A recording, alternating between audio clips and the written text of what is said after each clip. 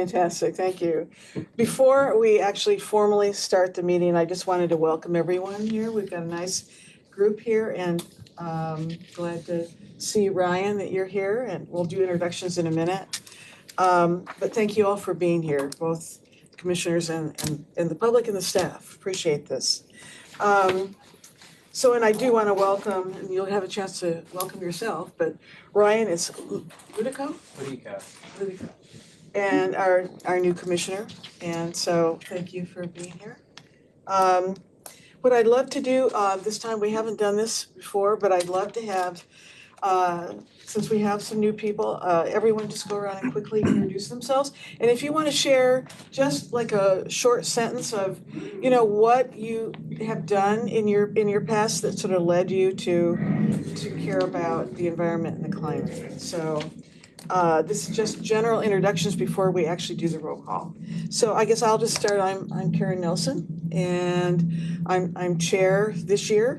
I started out my career as an environmental planner and have done a lot of other things in the past, but also got involved with climate about 6 or 7 years ago, maybe more like eight years ago, very actively. So anyway, Ryan, would you like to continue? Sure. I'm Ryan Ludico. I actually am out of university a couple of years, and while I was in university, I did some grassroots activism kind of work related to the climate and related to renewable energy. And I really loved that work. I loved working with people for that cause. And so I moved out here about 1.5 years ago and have been wanting to do work related to climate since then. And so I've seen this as a really good opportunity to do that. So happy to be here. So I'm Phil Remaker, 35 years in Silicon Valley technology industry, mostly around computer networking and data centers. These things all use a lot of power, so I've spent a lot of time on power consumption issues, and some recent years of my career been involved in ESG and greenhouse gas reporting. So I'm very interested in the impact of technology on climate and reducing the same. Hi everyone, I'm Lucia. I recently just graduated college with my environmental studies major degree, and now I'm working for Green Waste of Palo Alto as an environmental program specialist. So we're doing a lot of zero waste applicancies in Palo Alto. So that's my background in that. I'm Garfunkel. I've been interested in climate since the 80s. My background's in physics. I started to get more actively involved about 10 years ago. Been active with several different groups, and starting with the city a few years ago. Yeah, my name's Ruth Marino. I'm retired from the city of San Jose. I retired in 2010 as a senior program performance auditor. And since then, I've been working on a volunteer basis to reduce greenhouse gas emissions. And in 2015, I met Glenn, and we started up San Jose Community Energy Advocates to advocate for this program. So that's my background. 2015, but we'll talk later. I guess I'll introduce myself. I'm Bayless. I'm the commission liaison. I'm with Climate Smart and ESD, and I've been with the city since 2014. And previously, my background was in water quality. I did a lot of stormwater work back on the East Coast before I moved out here. Hi everyone, my name is Leticia Vargas, and I am a staff specialist at Energy Department, also known as San Jose Clean Energy. And before that, I went to San Jose State, and I ran a publication here in San Jose, a Spanish one. So it's really great to be here and learn more about you guys and what we're here for. I'm Victor Niemeyer. I'm retired from the Electric Power Research Institute, an electricity guy. Much of my work involved there and sort of trying to understand climate policy and how to make it more effective. And that sort of colors much of how I look at things. I'm into cost effectiveness and trying to get some real. I'm Anthony Strava.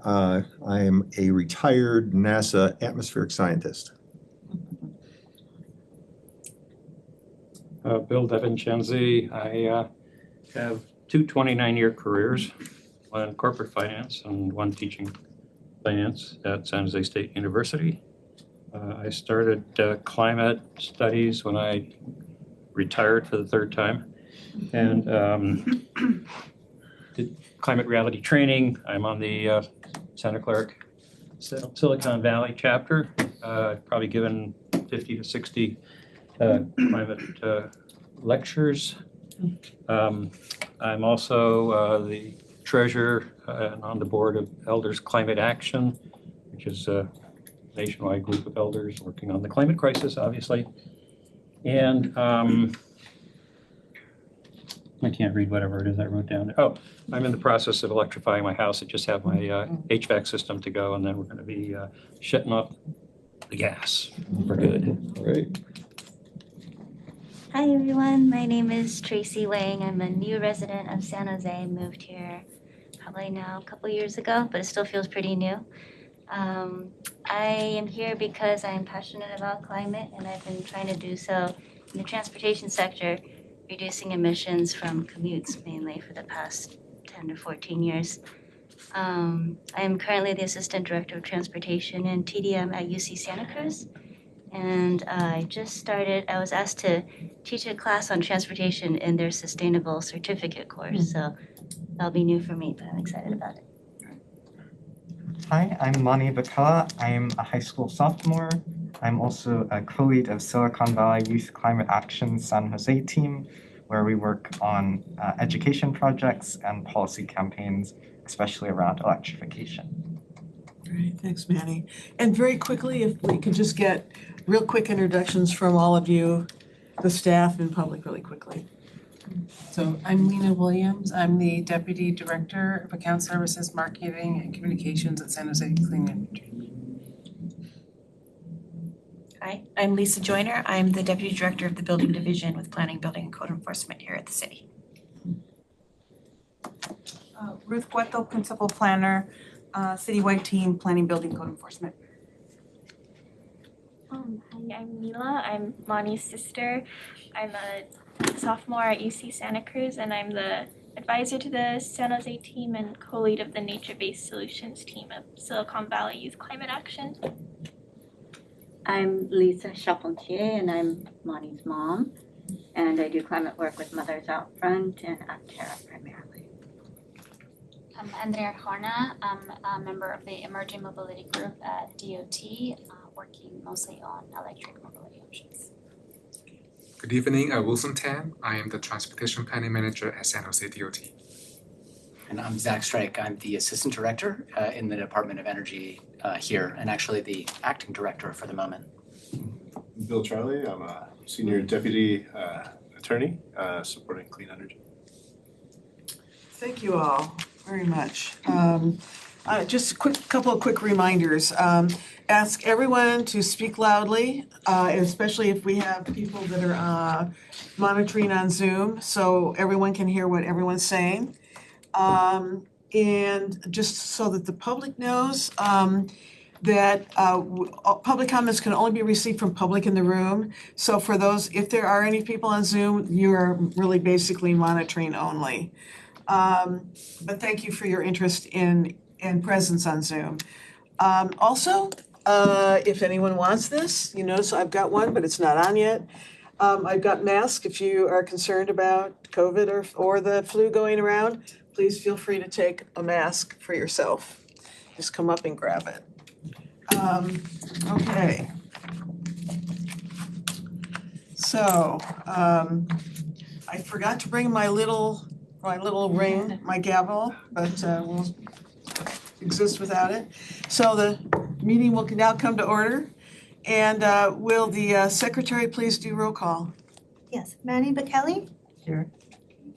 Bill DeVincenzi? Present. Glenn Garfunkel? Present. Ryan Lodico? Present. Lucia Marquez? Present. Ruth Medina? Here. Karen Nelson? Present. Victor Niemeyer? Here. Philip Remaker? Here. Anthony Strawa? Here. And Tracy Wayne.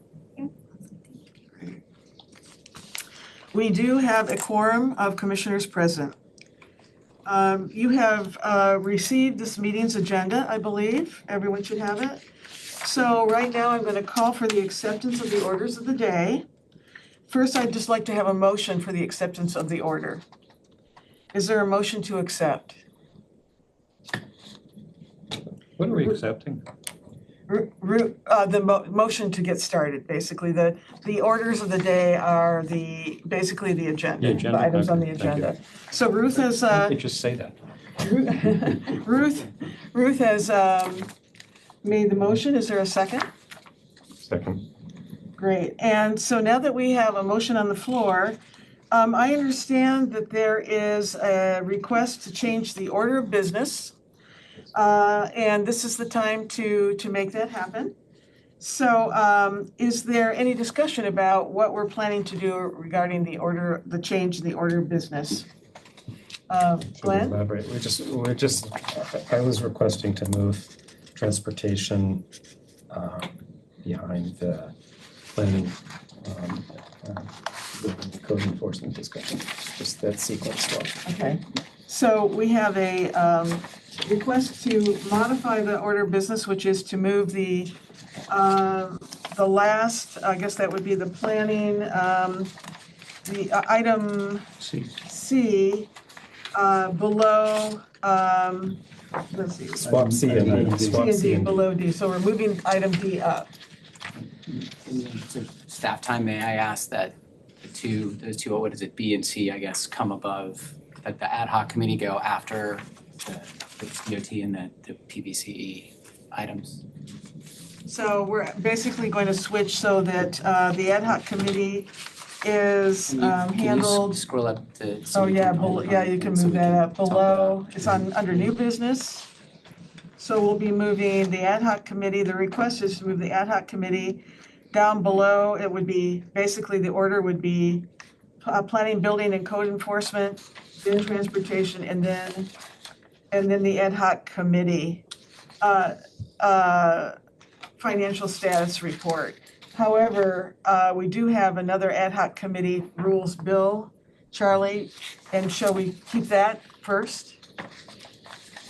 How about we move that down just above the ad hoc committee report? Or after? Yeah, okay.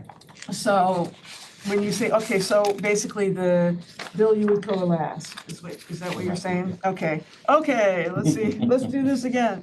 So we've got planning, building, and code enforcement will be first, followed by transportation, and then the ad hoc committee report on SJCE financial status, that would be third, and then the fourth would be Bill's discussion of ad hoc committee rules. Is there any further discussion on that? So, shall I call for a vote to accept the orders of the day with the modifications requested? All in favor, say aye. Aye. And opposed? No opposition? It passes unanimously? All right. So, thank you. Thank you. All right, now moving on to the public record. Is there anything else, Anne, that I'm missing there? I think that's it, right? Okay, public record. And do we have at the last minute anything that needs to be discussed for the public record? No, we're good, so we can move on. Okay, let's move on to the open forum. And this is the opportunity for members of the public to speak on anything that is not part of the agenda. So if there's any, and I'm not sure, do we have any we have a few members of the public here. Is there anything that you'd like to discuss? You have a couple of minutes to give us comments on anything that's relevant to the commission's business. No, so, okay. Nothing in the open forum. So now let's move on to the consent calendar. And did everybody see the minutes, the July 18th minutes? You all had that? The July 18th minutes. Yeah. How many versions of the minutes went out? I found one that had some omissions. I was not able to find the other, but I'm not really, I think I'd be able to use Gmail by now, but I didn't find it. Could you bring it could be me. Let's bring it we up can on pull them the. So the ones that I sent most recently, which I think was Friday, those should have had everything, and those should be the ones that are posted onto our website as well. Basically, it was some language that we need to use for our memos that will be going to council that we added in. So right here, this recommendation language. So I don't know if you. Can we scroll back Yeah, through yeah. it all? Sure, Because sure. what Was there I- other stuff? Well, the thing that I saw in the version that I saw did not have the ad hoc committee Oh, on yeah, finances in yes, it. that one should be on here Uh, too. We can double check, but I'm pretty sure. Yeah, were there Yes, two that things that you bottom- added at the last, second at the last draft, and the two? Yes, I forgot about the ad hoc SJCE finance one. So that one has been added, Right. yes. Okay. We came prepared. I just want Yeah. to make sure. Yeah, that it exists and it's. So, Yeah. did you want to read that? I'm fine. Victor, are you okay? I'm good. Okay. Are there any other questions or comments about the consent calendar? Which is basically the, July 18th is the big reason why we're here doing the consent calendar. Okay, if there are no, could I get a motion to approve the consent? calendar? To approve minutes. Okay, okay. Is there a second? And Tracy seconds. So there's a motion to approve the consent calendar, which essentially is the July 18th, 24 minutes. And there's a second by Tracy. Could I have oh, I'm sorry. No, it is stupid. I hate technology too. Can I I'm get a? clicking on the minutes and some other thing comes up. Anyway, I'm sorry. Oh, that's okay. You've got, it might be, no, it might not be in there. Do you want to see it? No. Phil? So could I have a vote to approve the consent calendar? Aye. Aye. Any opposed? Nays? No? All in favor? So So I think you have some abstentions. is there an abstention, Victor, or No. Tony, are you abstain? I'm sorry, I vote yay. Yay, so, okay, We thank had you. 2 absences last time, so I think Thank- people Thank you. I think, let's get those hands again. So if I could get these, a show of hands, please, for accepting the minutes. And I think we've got everybody. Okay, great, thank you. So the consent calendar, the minutes passes unanimously. Okay, are we good? All right. Now, another brief reports and information only. This is meant, Excuse me, yeah, Zach had said that two people were absent, Ryan and Leticia, so are they abstain or if they weren't there? well, I think that's what you were getting at, Zach. Sorry about that. So usually they don't, I think they And don't. so it was Ryan and Leticia. Ryan Lucia. Unless they read the Oh, no, minutes. oh, Ryan and you, I'm sorry, I was thinking Lucia, I'm sorry. Right. Just Ryan. So, but I guess we'll ignore the fact that they voted yes. We still have a quorum voting yes, so we're still fine. Yeah, it's just not unanimous. But we just want to make a note that I guess that that to Zach's point, that they abstain. Thank you, Zach. Just Ryan. Thank you, and Ruth. Thanks. Perfect. Okay, so and there's a reports and information only guidance. Is that what Bill is going to do? We're on reports and information only. Oh, no, this was just for me. I just wanted to just make everyone aware that the reports and information are meant to just be very quick, like 1 or 2 sentences, shouldn't be a whole presentation, essentially. Those would need to be on the agenda and under new business. So that was the only thing for that one. Great. Is there anything you want to mention, Anne, about the climate smart 6-month look ahead? Sure, yeah. Just for the sense of transparency, so everybody knows sort of what's going on, what's going to be coming up. I did include a 6-month look ahead, and we'll continuously update that. So every agenda will include that. So just something to quick look at, get an idea of the things that are going to be coming up in the next 6 months. So I included events, campaigns, as well as like important council and transportation and environment committee dates on there. And these are gathered by reaching out to other departments, so it may not be perfect and things may come up suddenly. So it's not to say that like everything for sure is on here, but we are trying our best to try and include as much as we can on here for everybody to be aware. Great, thanks. The only other report I have listed, and then I'm gonna ask everyone else if they have any comments, is that I discovered that for ad hoc committees, that along with the approval of an ad hoc committee, which we've done for both the work that Vic and Bill are doing and for the cool roofs, that you need to identify when you're gonna report back as part of that, and we haven't been doing that. So I just wanted to let everyone know that I'm planning to report back on cool roofs in the January meeting. That's pretty much all I wanted to mention. Are there any other really quick items here that belong in reports and information only? From any, yeah.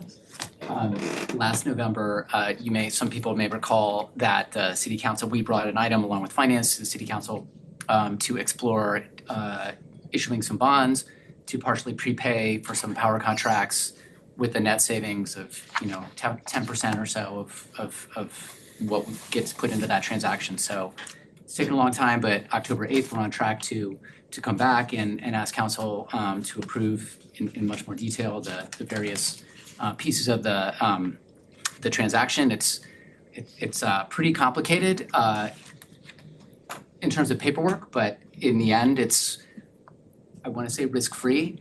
The bonds are non-recourse to the city, and we stand to save $5 to $7 million a year for 30 years. And that can go in the form of rate reductions or programs or whatever. So what was the total savings again? 5 to 7 million is our current estimate. Great. Wow. Awesome. Yeah, that's great. Well, keep going. I'm sorry. No, that's the. I'll let Ruth go. Yeah, what's the amount of the bonds? Depends on the market conditions, but something like 800 million to 1.2 billion. Okay. And these will be issued through a third-party joint powers agency, what they call a bond conduit, which is called California Community Choice Financing Authority, which is, and the members of that are CCAs. We're now a member, and they've issued maybe 15 of them now since 2021. And this form of transaction has been going for 30 years, previously used by gas utilities, then municipal utilities for electricity. It's one of the few things that non-taxpayers like us have an advantage that the IOUs, the taxable entities, can't do. So it's good that we're taking advantage of it. And the bonds are paid off by the ratepayers, not the taxpayers? No. The bonds are paid off by the investors of the bonds. It's paid off by, I'll say, fair enough. So the proceeds of the bonds are used to prepay for electricity. Got it. They're handed to a financing entity, a bank, in this case Morgan Stanley. That's who we've run a solicitation. It's Morgan Stanley. Morgan Stanley then makes a contract with them, and then we make a contract with the third-party agency to buy that power. What's a little funky is that we, around here, sorry for those of you that we assign our existing power purchase agreements partially to Morgan Stanley, and then Morgan Stanley then sells that power back to us. It's the beauty of financial engineering. And we get the power at a discount. So we retain all the recs, all that stuff, but it's just the power itself flows back down to us. So we'll be sure to circulate the memo. We talked about it a little bit last fall, some of you will recall. So when the memo posts in a week, we'll send it around. Oh, okay. Great. So you're locking in rates for 30 years? Is that right? We're locking in rates for 7 to 10 years now, the first, and so we need to sort of reprice. So I am shorthanding there a little bit, but previous deals have generally done at least as well in the sort of second and third tranche. Great. Wow. Well, thanks, Zach. We'll watch for that. That's great. Thank you. Any other brief reports? information only from anyone? All right, we will move on to old business.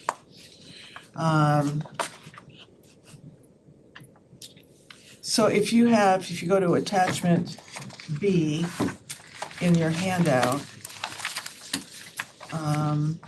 that is, you're pretty familiar with this, you've seen this, this is actually, attachment B is a letter that Manny and Ann, do you want to talk about? Yes, the purpose of this proposal is to make it so that agenda items on city council meetings that are directly related to achieving the goals of the climate smart plan can be available for students to make public comment on during city council meetings. And in order to enable this, they need to be held until 4 p.m. so that students have the ability to actually physically get to City Hall.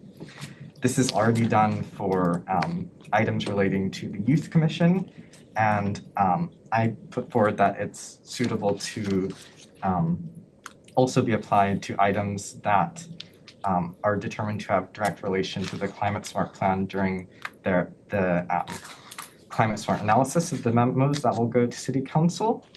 I have it written in the letter, and I bring it to the Commission to send to the Transportation and Environment Committee and eventually to the full City Council.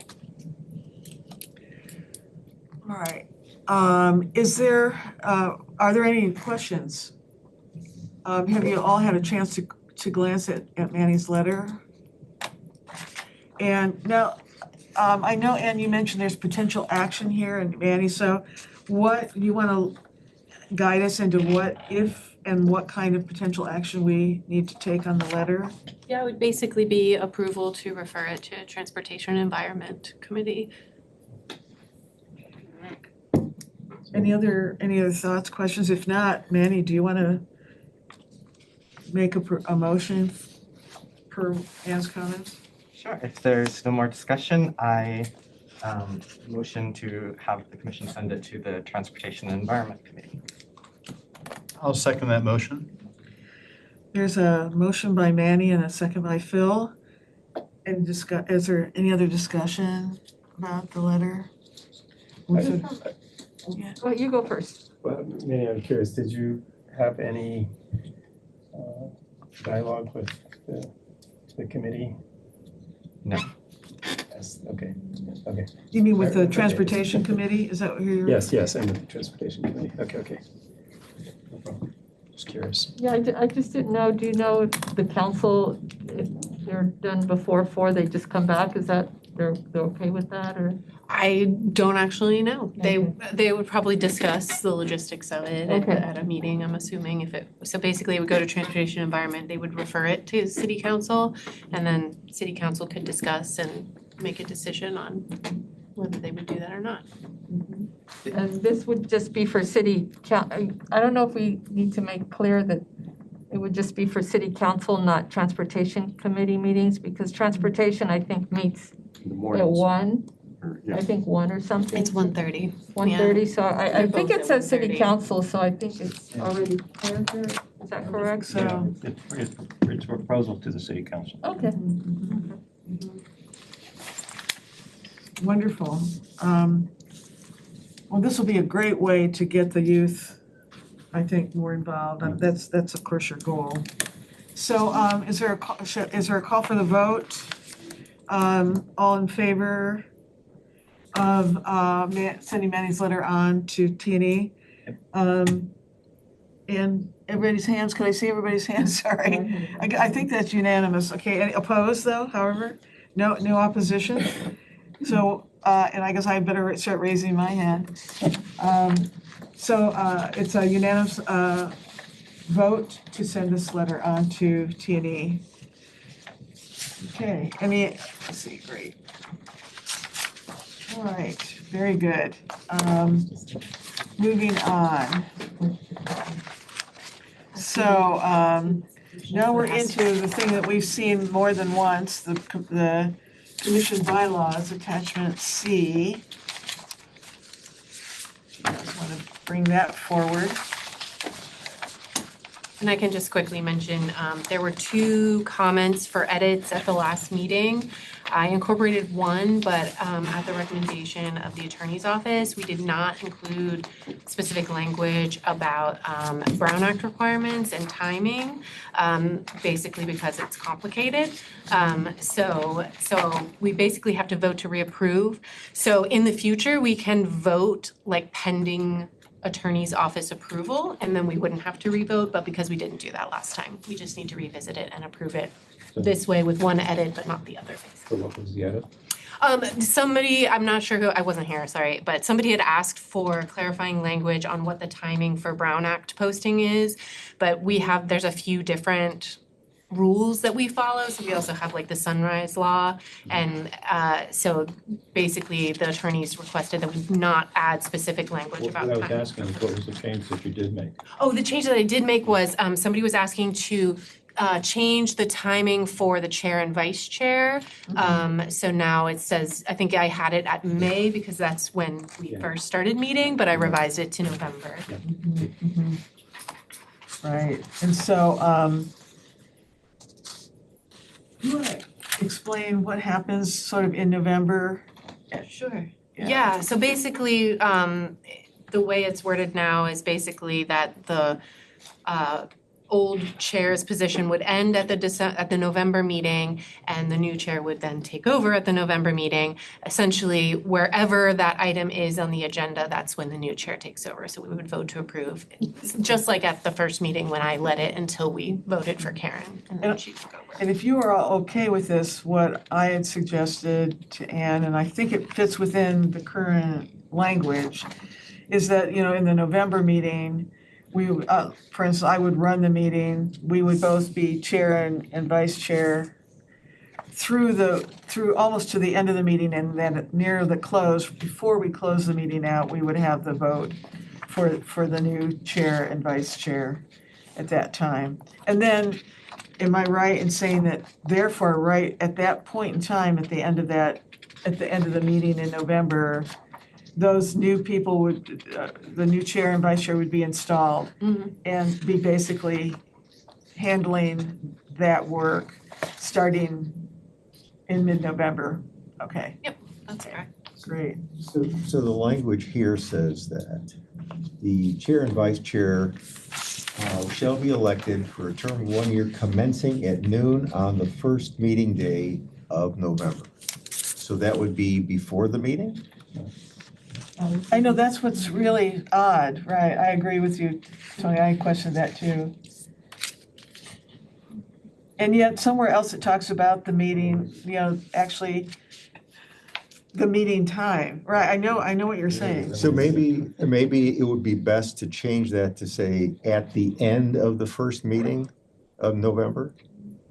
Because that would incorporate your.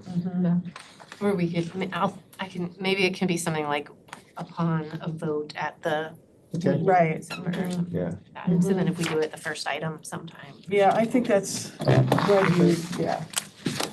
And so we'll just strike that other comment that Tony brought up. We'll just strike that. So can we vote to approve with this edit at this meeting? Okay, right, yes, I think, so. Or I can bring it back at the next meeting if you would Any other like. comments? At the next meeting, we're gonna vote. Just need to change 3 words, right? Instead of saying at noon on the That'll the get end of. stricken. Yeah. Yeah, And then saying okay, good. upon a vote. Yeah, upon a vote. Otherwise, we'll At have to the change the November. meeting time. So, okay, all right. So is there a motion to approve the bylaws with the amended edit? I move to approve the bylaws with the suggested edit. And a second? I second. And any seconds? So we have a motion to approve with the edit, with 2 edits really, with 2 edits, the strike and the modification of the timing. And is there, all in favor of the motion with the edits? And I guess that's also unanimous. Any opposed? I don't see any hands up. Motion is carried unanimously. Okay, great.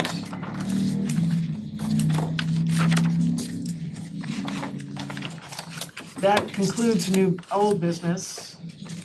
Now we'll move on to new business.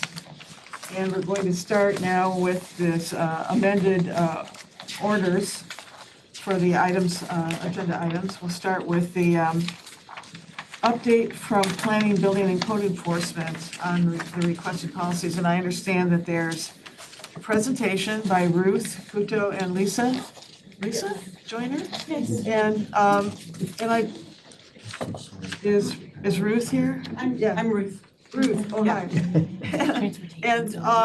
And I believe, maybe I'm speaking out of turn a little bit, but I believe that this presentation does take into account, or at least addresses, comments that Glenn has made in meetings with the team. Yes. Okay, great.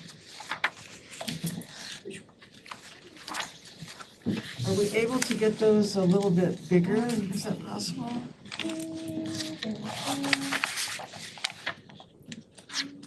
And they're also printed in front of the handouts, just in case if you would like to take any notes. Right.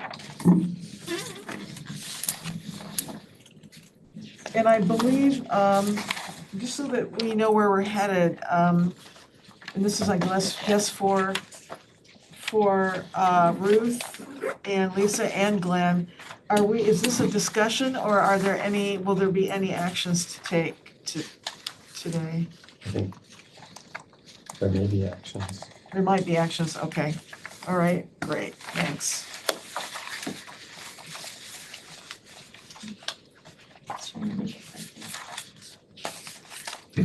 What I would say is Ruth and I were putting this together, we thought it would probably be a good idea, because I don't know how familiar all of you are with planning, building, and code enforcement, to just give a little bit of background about what our respective divisions in the department do, and then the rest of my slides are kind of just addressing the questions that Glenn had brought up.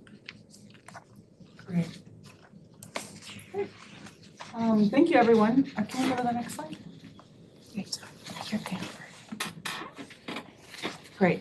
So this is just our department's mission, which is to guide the physical change of San Jose to create and maintain a safe, healthy, vital place to live and work. We engage our community and the city council in this mission.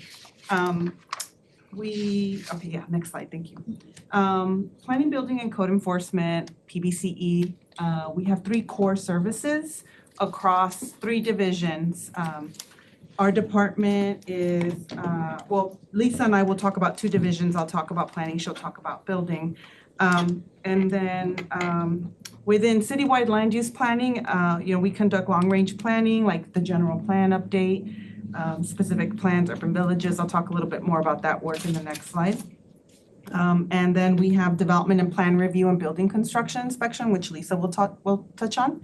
But development plan review is sort of like your typical day-to-day current planning, submit a plan to, build an apartment building or commercial office. Those are our planners as well on the 3rd floor. And we also have planners on the 1st floor that collaborate and work with Lisa and her team as well under the permit center. And then lastly, we have code enforcement, which enforces our ordinances and also other local and state codes to ensure safe and healthy and attractive communities. So citywide planning is one of 4 groups we have within the planning division. That's where I sit. It's also typically known as long-range planning. We're kind of stuck with the citywide name, and you often hear citywide with other stuff, but citywide planning are the long-range planners. We're the ones that, plan urban villages, the general plan. Sometimes we have specific plans. Our teams also work on the ordinance, so Title 20, Title 19, any updates to that. And then we also have folks that do work on analytics, forecasting development trends, things like that. And we used to have, up until the spring of this year, we housed the climate smart planner, Ed Schreiner. He was on my team actually, but we decided it's best for him. Yes. Oh, no, I'll let you finish your thought, but I do have a question. We decided it's best for him just to continue working under the supervision of Environmental Services Department. I think he's still there. Now he's energy? Okay, then he moved to energy. So when Ed, Climate Smart Planner, was on our team, he did help facilitate climate smart goals and policy work like the update to the parking ordinance, REACH code, and a few other updates that were climate smart related. At the moment, we don't have, citywide planning doesn't have any major projects or partnerships with ESD on climate smart, but I'm sure, as the work continues, we'll be there to partner with them. And then since we're on this is actually my last slide, I did want to address Glenn's comment about the heat pumps and ordinance setback flexibility for, I think they were heat pumps. I'm thinking. Yes. So the ordinance team will look into changing the ordinance so that the setback is a little bit more flexible for that kind of equipment. But that work won't come to city council for approval until spring of next year. So we typically have quarterly or sometimes maybe biannual updates to the ordinance that are, we call them minor. We don't think this will be a lot of work, but we're gonna batch it with other work. So I didn't have that update when the slides were due. So that's my way of addressing. We're working on it. We don't have much details yet, but we are looking to provide flexibility for that. So the main, I can speak. I don't know if you're gonna give more detail here, but the main ask is to allow, right now you have 5-foot side yard setback. And the main ask is to allow exceptions of up to 2 feet into that, so a minimum of 3 feet. Do you think that's something that can be approved? I don't know, but I know the team understands the request and that's what they're gonna work on. So it'll be under Martina Davis. She oversees the ordinance team with Aparna Ancola. So they don't have a work plan yet, but again, it'll be spring 2025. I can make sure that maybe as we move the work, when I come to these meetings or I can give updates on that ordinance just to let people know we're moving forward. This is the proposal. Quick question, general question. Is economic planning underneath your umbrella? And also, how much do you work with the Downtown West project? So we did have a planner at one point that was funded by Google to process permits for the Downtown West project, but since I think maybe a year or so ago when they basically put a hold on that planner position is no longer there. So we're just kind of, I think, sit and wait and see if they do come back and want to continue with the process. We do monitor sort of economic development trends. We work closely with the Office of Economic Development. That would probably be more Jared Ferguson within citywide planning. He's my peer. Right now, he leads the housing team, but he has, a lot of background on economic development, so. Okay, great, thanks. And that's the end of my slide and presentation in terms of citywide planning and climate smart. I'm gonna stand up if that's okay. Building division. So the building division, as part of planning, building, and code enforcement, we oversee private construction within the city. So that's your commercial buildings, your residences, nothing city owned or city related like libraries, fire stations, things like that. So we're the private construction side. We ensure construction complies with adopted building codes. Building codes are updated every 3 years. Our next update will be January 2026. We'll be moving to the 2025 California Building Code. There's also usually a mid-cycle amendment in that 18 months into that 3-year cycle where it's not substantial updates or things that need to be modified, enhanced, clarified. They're updates like that. So we just had that this last July. And we are looking for architectural, structural, mechanical, plumbing, electrical, the California Green Code, the Energy Code, our city's REACH code, and accessibility is everything that our department is checking for. So it's quite a bit of work that our team is doing. And we coordinate closely with our development services partners in planning, public works, and fire for these types of projects. And we have a wealth of information if you ever want to do a deep dive into the building division website. It's right there. Yes. Quick question. Obviously, we're all really concerned about the reach codes. So when will we be able to start seeing what is being proposed, what the state's doing about, reach codes? And then if the city starts to propose its own reach codes so that we can engage around expanding the reach codes even further, hopefully. So the Environmental Services Department, and maybe it's the Energy Department or a combination of both of you together, create the city's reach code, and then we're tasked with enforcing it. Oh, okay. Okay, so it'll be really working with Climate Smart and the environmental services. Yeah, Ed Schreiner did a lot of the work on that, so I think that's some of what he would probably be doing in his new role in energy, but likely he will be working with our team. What's his name again, Ed? Ed Schreiner. Okay. And as far as what the state is proposing with the California Energy Code, so the new code is effective January 1st, 2026. The code will be available the July before. So July 2025, you will be able to see the code that's coming.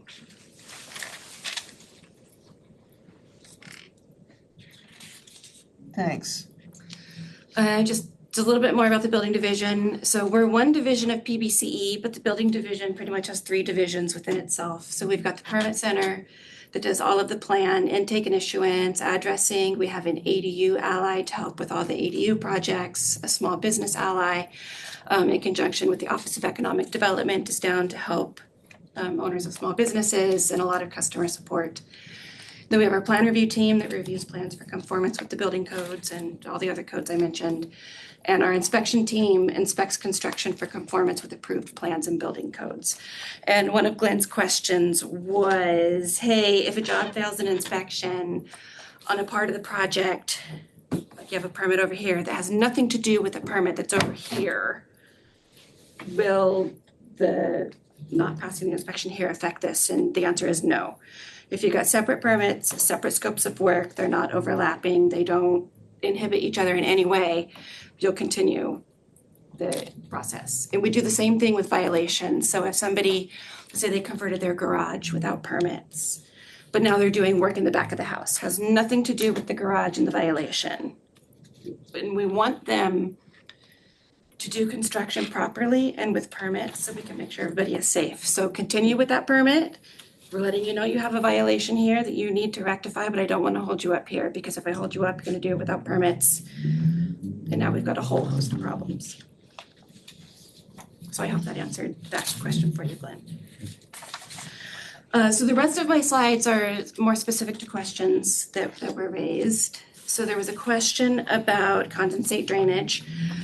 So on our website, the site I gave you a little bit earlier, we have a whole handout on condensate disposal requirements.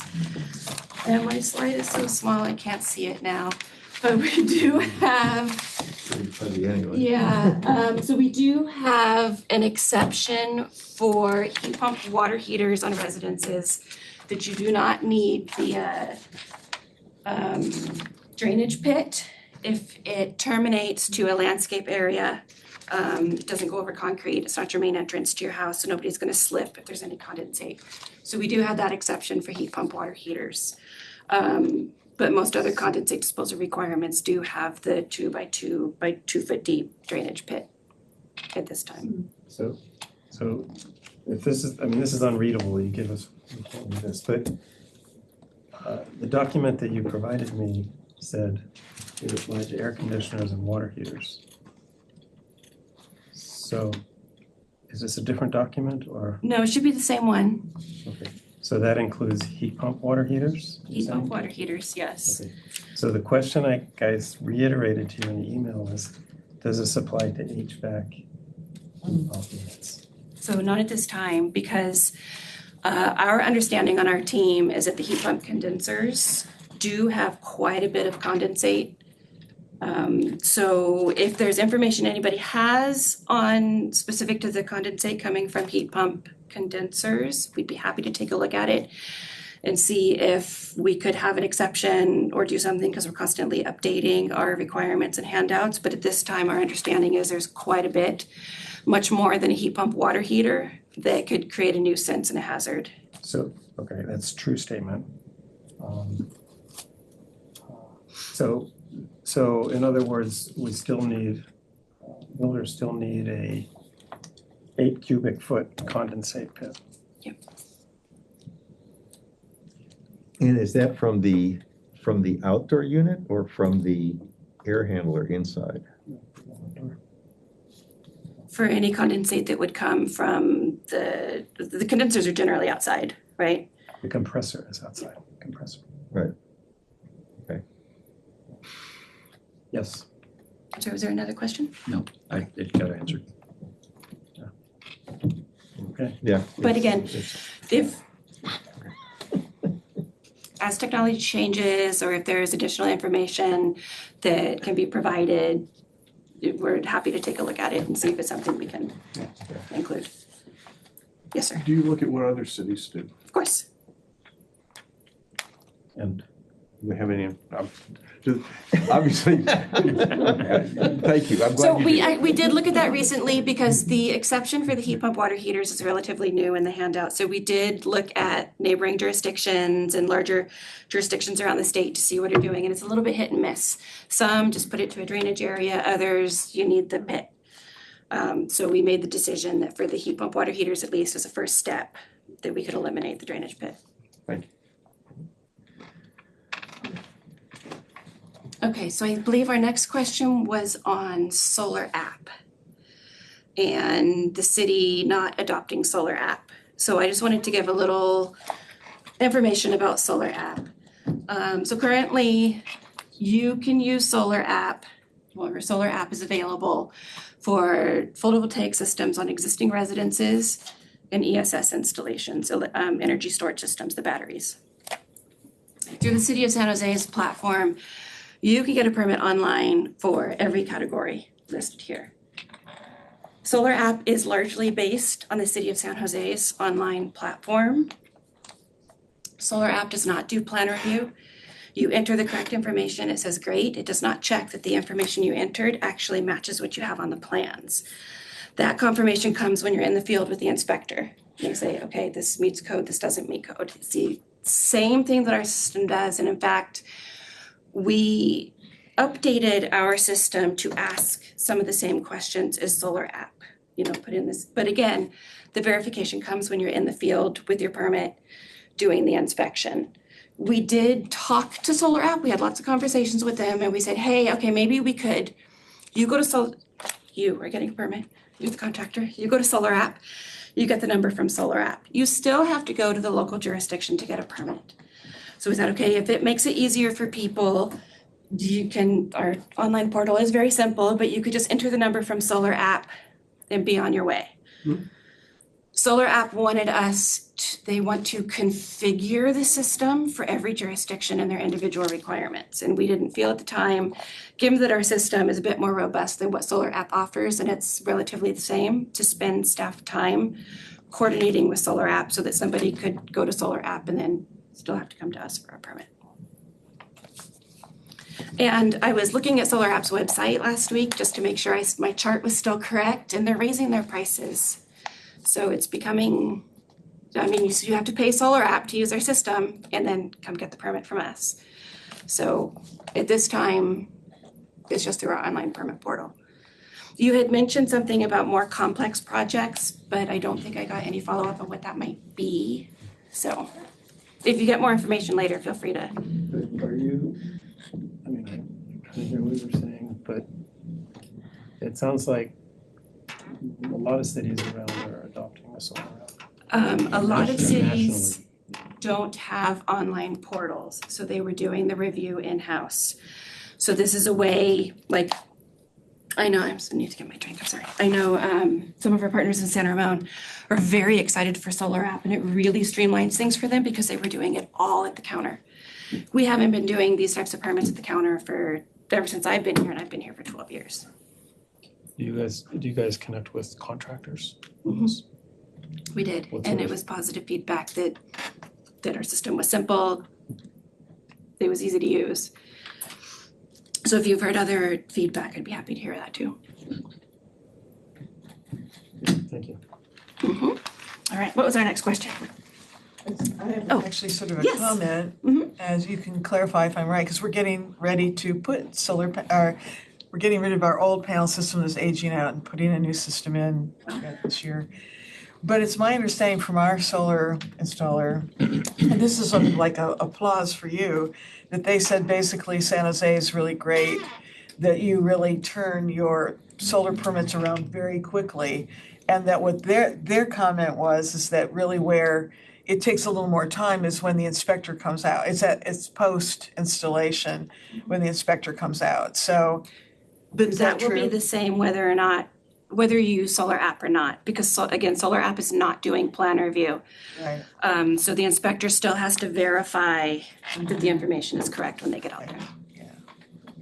Yeah, and again, we haven't done, the only reviews on residential projects we do are for ballasted systems. So What ones kind where of systems? ballasted, so where you're not positively anchoring it to your roof, you're using weight to hold it down. Those okay. are the only systems that we review in-house for residential projects. Everything else is issued online. Oh, okay. Is this, I didn't know there existed such a system. They are, yes. Uh-huh. Wow. Yeah. How much? I don't know why, but So, okay, so you're different than San Jose Water, right? yes. Because, okay, I'll have to talk about that. Do you talk with them? Who can I talk to over there? They just recently replaced my water meter with a smart water meter, and I can't figure out how to use the darn thing. Yeah, I'm not sure. I'm sorry. Okay. Because San Jose Water is a private company, not related to Okay, the city, thank you. so. So your next question was on the ESS spacing, and I have to do a little bit of that's not me, unfortunately. So the fire department is in charge of the ESS spacing, and I asked them your question, and this is what they By the gave way, me for back. ESS, I assume we're talking the batteries. setback. Electricity Setback. The spacing between Mm-hmm. the units. Right. Between battery, we're talking electronic storage system, ESS. Yeah, the energy storage systems, Okay, yes. batteries, that's another spacing, okay. Yeah. Okay. Yeah, this one is, But if you want to talk more about spacing, these are the people you want to contact in the fire department. So Chief Dobson is our Deputy Chief Fire Marshal. He's down on the second floor, and Jag Dev is the division manager overseeing that team. just for the rest of the audience, if I can explain, there's a 3-foot spacing requirement between a battery placement and windows and doors. And it's And between units. and between units, yeah. And it's can be an impediment for a lot of people. Basically, they can't meet that requirement, and therefore they have to drop the project completely. So we're asking, and we know some battery manufacturers actually will say you're fine down to a 1-foot spacing without a 3-foot. But Yeah, and the fire department is concerned about like thermal runaway with fires and battery systems. And so they're working with all these agencies to come up with testing that would be acceptable to everyone, and that's their statement. And also the ability for their people to get on a roof with enough space to walk, because that was one of our problems. Oh yeah, with the panels, yeah, you have to have like 3-foot clear around, and yeah. And then part of the motivation of this question was with the battery chemistry that's now sort of taking over. Yeah. There's lower fire risk with the than the traditional lithium batteries. Okay. So if my battery is past inspection, am I okay? Even if, I'm not sure it's 3 feet from a door. If you have a final on your permit? Yeah. Don't ask me. Yeah, right.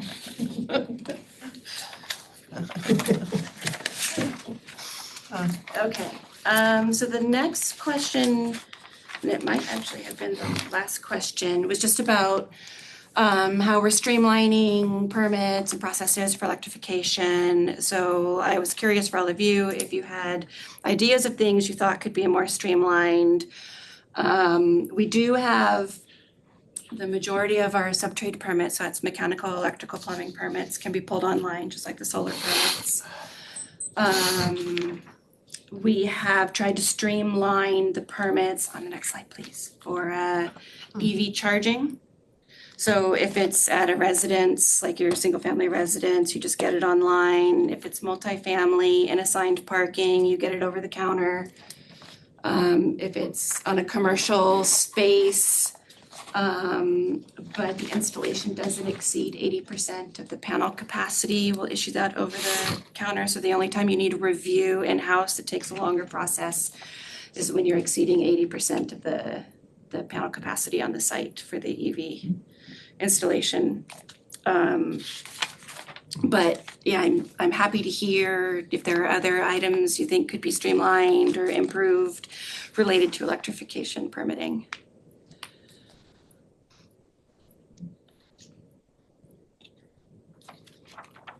Can I, so get back to my number one focus, which is the setback. And we're saying the setback is subject to some further discussion and planning on their part. Well, it has to go to council for approval, so it sounds like they're gonna wrap it or try to include it with some other ordinance updates they're taking to council. It's gotta be, okay. But the other sort of part of the question is, how does noise requirement enter into the permitting process, or does it not? So in the case of the setbacks, I think it's the mechanical equipment. We do have noise standards in our zoning code. I think in the residential section that you can't have something that creates more than a certain amount of decibels or decibels in proximity to like other residential uses. So that's part of the evaluation that they're gonna do, is determine like, if we allow that setback, it's not gonna violate this performance standard that we have in the zoning code right now around noise. Okay, but my question is, right now, if I apply for a permit to install a heat pump, do you guys look at the noise numbers? My guess is you don't. I do believe it is verified if it's not during inspection, it's with cut sheets from the equipment for what the decibel level is in the distance. Because I believe it's might be, don't quote me, but it's like 55 dB at the property line. It needs to be that or lower for any equipment exterior. And then for that, at the property line calculation, is that done with a 6 dB per doubling distance type rule? Ooh, I don't know. I can find that out for you though. That's exactly, this question is exactly allowing down to 3 feet and understanding what the noise, how the city deals with the noise is sort of the key to this whole topic. So, if you have specific technical questions about that, if you could send them. Okay. Okay, I don't have the exact question, but I don't recall that exact technical information, but I'll get you what the team is looking for.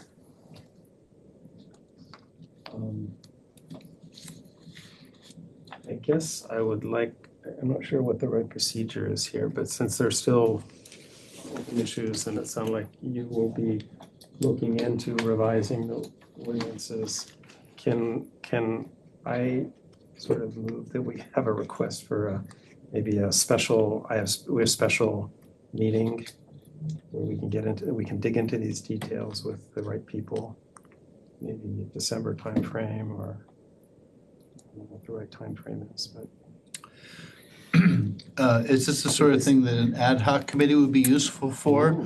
The sort of the overarching concern here is that the permitting process needs to be a little more flexible than it currently is in order to meet the climate goals that are the aggressive climate goals set up by the city. So, sorry? But in what way does it need to be more flexible? Oh, well, in order, in what ways to? Setback is the first one. Well, yeah, like some of these technical elements may need relaxing under these certain circumstances. I don't know the precise thing, but we do know we have a sort of an ongoing collection of people that are at the front end of doing these all-electric houses and all photovoltaics that are running into these permitting challenges, and they feel very frustrated that they're not getting the kind of support that they think they need. So I think that's, we're trying, as a committee, we're trying to advocate to So I think more. relax some of those standards to drive that forward. Okay, so I think more specifics on what the permitting challenges are would be helpful so that we know where. Well, that's why I was talking about the ad. Clearly you have some personal ones. I don't, but I'm sort of, you sort of hear, I know that, the plural of anecdote is not data, but I do, I think, so correct me if I'm stating your case incorrectly. Well, actually, maybe a little bit my fault because I've not stated the case to the commission as a whole, but we've done private directly to some of Lisa and some others. The number one, I mean, Lisa mentioned several of the items that we listed, but for over a year, maybe a year and a half now, we've been asking for, I've been asking for setback exceptions, side yard setback exceptions specifically, because a lot of people want to put the heat pumps in their side yard, not in their front, in their backyard. And then also relaxation on the noise requirement and further exceptions for inverter-based heat pump. These are sort of the top of my list. Solar app and the ESS stuff is additional stuff, but those are not sort of at the top of the list. There's a lot of work. So Silicon Valley, just some more background. Silicon Valley Clean Energy hired a consultant, RHA consultants, to provide a report which we have forwarded to you guys. You might have seen it independently through Climate Smart or Julie Benavente, I'm not sure. There's a lot of talk there about exactly sort of what the recommended noise ordinances are, as well as a setback reduction to 3 feet. There are several cities within Silicon Valley Clean Energy, including Mountain View, Menlo Park, Mountain View, Campbell, Milpitas, all have reduced the setback to 3 foot, allowing it basically 3 foot. So this is the key stuff. I don't know that an ad hoc committee is what I'm interested in, because the information transfer has to be with planning and designing this updated ordinance. So what my proposal is that we be involved. You give us a platform, you allow us to have dialogue. And get into the specifics here. Glenn, I'm sort of agreeing with Phil. Maybe the formalization as a head of committee isn't necessary, but I think where, and tell me if I'm wrong, seems to be that what you've been doing very appropriately is having questions that you're asking the various departments to respond to. But I'm wondering if, from an effectiveness point of view, if there shouldn't be sort of more a formalized report, if you will, that identifies all these questions and identifies what you're looking for compared to what the current status is, that everyone can look at, as opposed to, just a set of questions that you're articulating in a meeting. And certainly asking the members of the public of the city of San Jose to weigh in with the challenges that they faced as well. Right. We're representing the entire city here, so. Yes. Yeah, I think that would help you move along.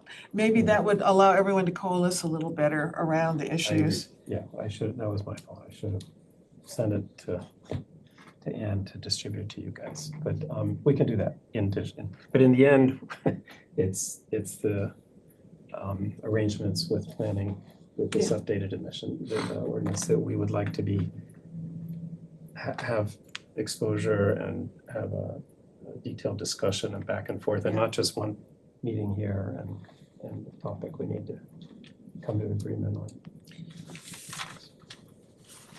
We should, yeah, so you're just gonna pursue that then, okay. Do we need a Does he Yeah, need to be I have an a question official- here. Does he need to be officially blessed to do this, or can he just go do it on We his need a own? vote, we agree. Yeah. I think he could just go and do it, but he would need to bring, if we are going to bless it, I would imagine Glenn's gonna have to bring that to us for review and approval. Then I mean, I can move to make a resolution that we approve to formally request meetings Yeah, with public comment and yeah, Victor. I guess the question is the planning staff able to accept sort of communications from the designated representatives of this commission to help communicate these things in more detail without us all having to, most of us don't know anything about it. We do believe we'd like to see more heat pumps and they believe it's important. We know that there are rules and we don't want to burn up the city in the process or whatever. So it's technical. Glenn has lots of thoughts and ideas. I don't know that there's a mechanism that somebody can just sort of walk off the street and have these dialogues.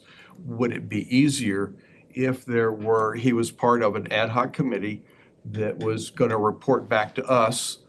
And then as part of his duties as being on that ad hoc committee, he then was deputized to meet with you to have that discussion. So- And I don't want to make it a career, Yeah. you don't want 50 meetings. No, yeah, But yeah. just to have that one-on-one or one-on-three or something like that. Would that help you? I think that ad hoc may be a good idea, only because it is a little bit more formalized. You know, people email us all the time and, hey, you guys should do this, you do that, and it's like, okay, we'll put it on the work plan, or we'll try to get to it, right? There will be a work plan developed, I don't know when, possibly later this year, to say, okay, what are the things we're gonna look at to update in the code, this being one. However, I think when you have the ad hoc sort of title next to it, it is more formal. We'll still meet with people even if or respond to their emails, whether they're on the ad hoc group or, just a member of the public. So, I don't want to cause or create more sort of bureaucracy if it's not necessary, but if that's how the group feels, I think that's fine.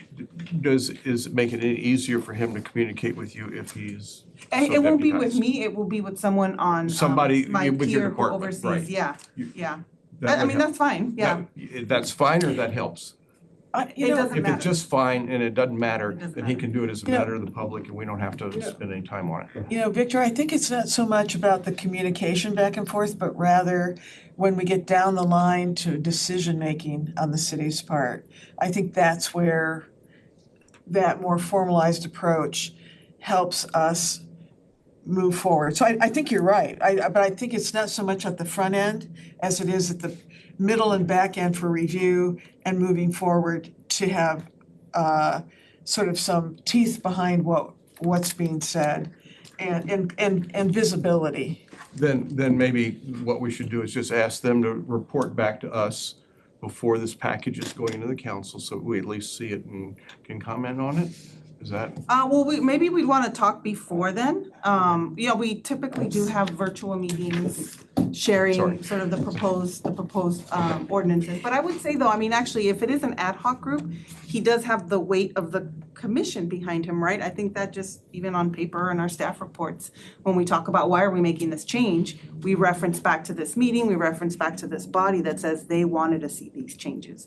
And I think, again, it does carry sort of more weight when the council is making their decision. I hate to break this off, but we're starting to run out of time. So Glenn, is there an action you want to take right now or? yes, I just want to maybe if we can vote to make a formal request that we have that you host a meeting with input from the public or the committee, I don't care, where we can get into these details.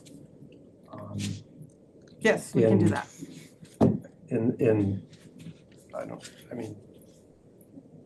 November, December. Yeah, that should work. Long before you guys go to city council with Yeah. something. This has to be in the planning stages. But but what will that, I think from a commission point of view, I agree with you, but I would like to see on paper what that request is and all the, that there's something on paper, all the questions and where we're at, to be able to, if you can generate that, then we have something to work with as opposed to just wondering what questions you've asked, right? Okay. Can you do that? Yes, I said. Okay, we should. I will do that separately. So you want to make make a motion, maybe that's, whatever is right for you, the motion with some clarity around it? Well, I'll share the information. I already said I'll do that. But the motion is that we formally request that the planning host a meeting where we can get into these details and they'll take public comment. Maybe we also need to have we might invite some other outside people to make technical expertise to make some comment. I thought, let's have a motion that's a little more succinct so we can all hear it. That the commission approves to give a formal request to planning to host a meeting to discuss these ordinance issues. Okay, super, thank you. Is there a second? I'll second that. And Tony seconds the motion. All in favor of the motion? I just also add that we can have this meeting, that we have this meeting November, December. So the motion as amended with the time frame of November, December, and all in favor say. I have a question. Would that then be considered a special meeting of the commission? Is that what that is? Because I just don't know. I'm asking because I want to vote. I don't know. Right, good question. My interpretation of it is that it's just a meeting that's hosted by the Okay, so planning it's not a people. commission If meeting. any commissioners want to go, they could go, but it'll be sort of announced and it's not Okay. exclusive to anybody either. It's a. Oh, okay. For the That public. attends the meeting, though. Oh, say that You again? couldn't have a quorum of people that attend the meeting, though, if they're from the commission. Oh, that's right. That's very good. And that would be a meeting. That would be a police special that meeting. ourselves. Is it okay if it's open to the First public? come, first served in the Open to door. the public, it's okay. It's a public Public meeting. is fine as Oh, long as you want, It's a you public want to meeting. If it's mention a that? public meeting, it's okay? Yeah, Bill has a comment. If it's open to the public, then there's no prohibition on the quorum, Okay. but don't have a serial meeting, please. Don't talk amongst ourselves. Well, let's vote on this so we do need to move on, but that's a very nice, thank you, Glenn, for your patience. So all in favor of the motion, say aye or raise your hand. And anyone opposed? No opposition for, the motion has been carried unanimously? All right, well, thank you guys for your participation. Thank you. And your patience on helping us get to a new place with this. Thank you. So I think next is, we're moving on to transportation semi-annual update.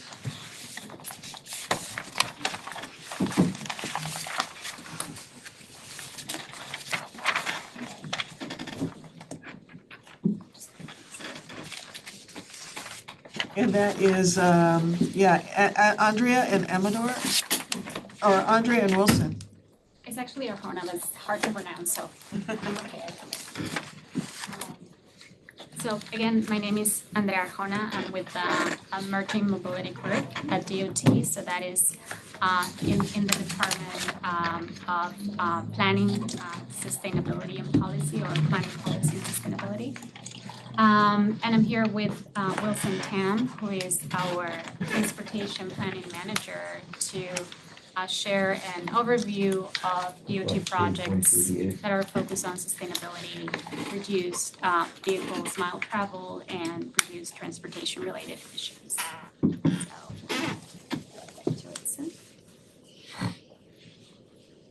And we can start in slide 2, since I already kind of introduced ourselves.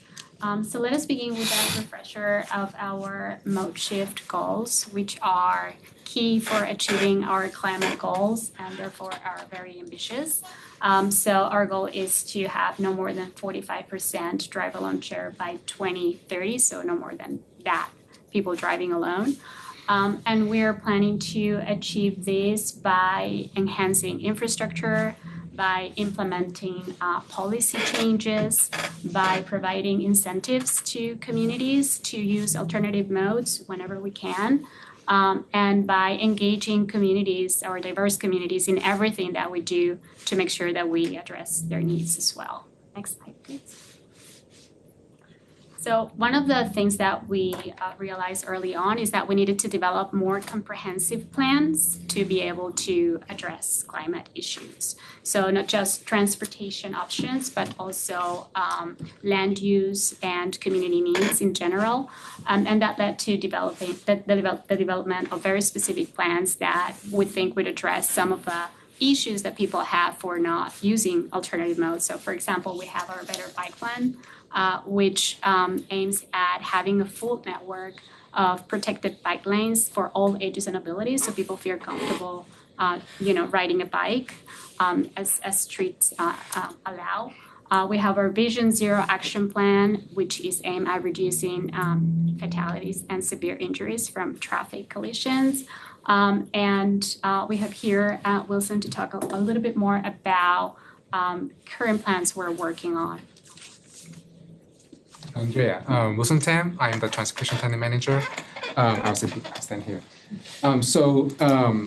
Thank you, Andrea, for setting the context here. So what we're going to tag team doing is to first talk about the general planning process in transportation, and then we'll show some examples of transportation projects that we have been doing right now. So as Andrea said, the general planning process in transportation start with master planning. So Andrea mentioned some of the bigger plans such as Vision Zero, mobility plans, emerging mobility plans. So these are the plans that would identify a list of projects, programs, or policies to be implemented by city staff over a certain horizon. And our horizon year is 20 to 30 year horizon. So because we have a very ambitious goals, we have 20 to 30 years to actually implement these projects that we identified. So from those master plans, we will then start implementing the specific projects through the general process, including concept design, civil engineering, construction, operation, and last but not least, maintenance. So that's the general life cycle of a transportation project. Next slide, please. So this map shows the general areas of where we have been heavily investing our transportation dollars in. So the buffer area, if you see that there's a color area, that's our master plan area. So we talked about mobility plans. We have adopted mobility plans in downtown, East San Jose, West San Jose, Berryessa, and currently we are working on North San Jose right now. The lines represent the key projects that came out of those master planning process, and we're in the process of developing conceptual plans, design drawings for these big streets where we will be implementing over the next decade or so. Some important corridors to highlight here would be, for example, King Road, which is one of the 30 Vision Zero corridors. It's located on the east side of San Jose. Equity focus areas, and so we're in the process of developing complete street plan to support mobility connections along King Road. Some of the key improvements, which we'll get to in a second, is developing dedicated bus lanes along the entire corridor. Next slide, please. So we have all these projects. We have, I would say, roughly, we have 100 projects in the pipeline in DOT. We may not have the capacity to implement all those 100 projects over the 30-year horizon. We definitely don't have the dollars to support all these projects. So we need to make a trade-off. We need to find a way to prioritize, where we should invest next. Where is the priorities? And how do we do that? We do that by developing a citywide transportation plan called Move San Jose.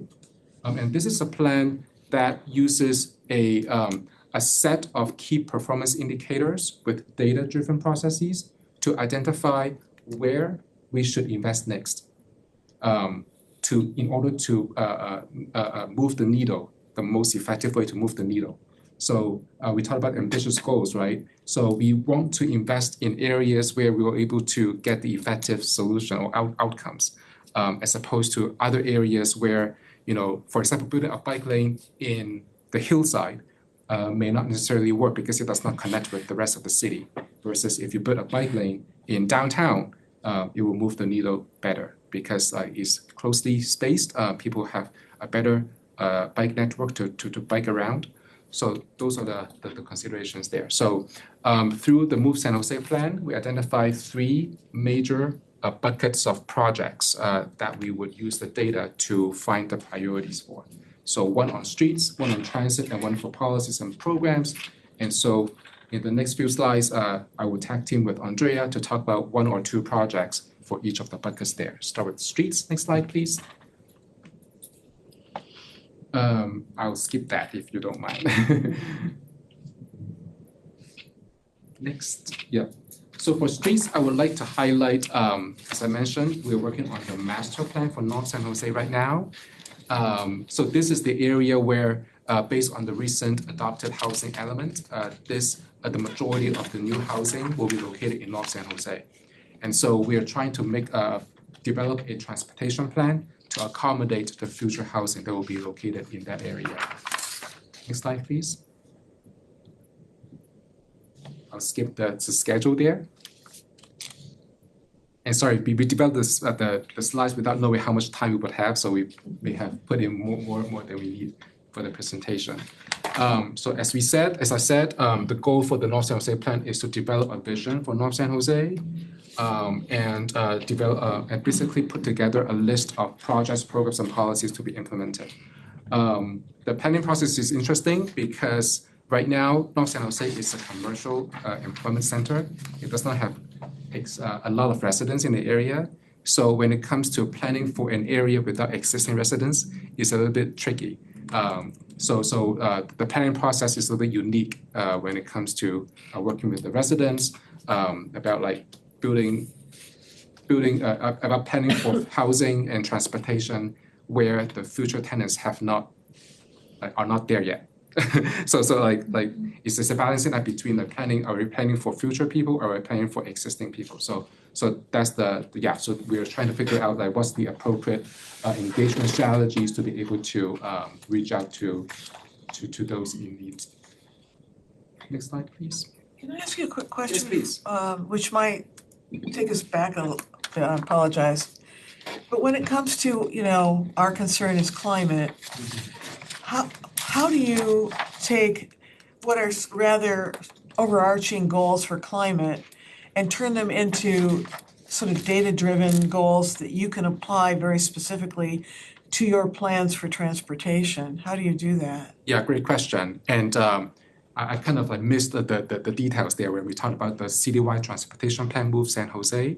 And so we have developed a data tool, we call it decision support system. And what that means is like, Andrea mentioned about the ambitious goals in transportation, right?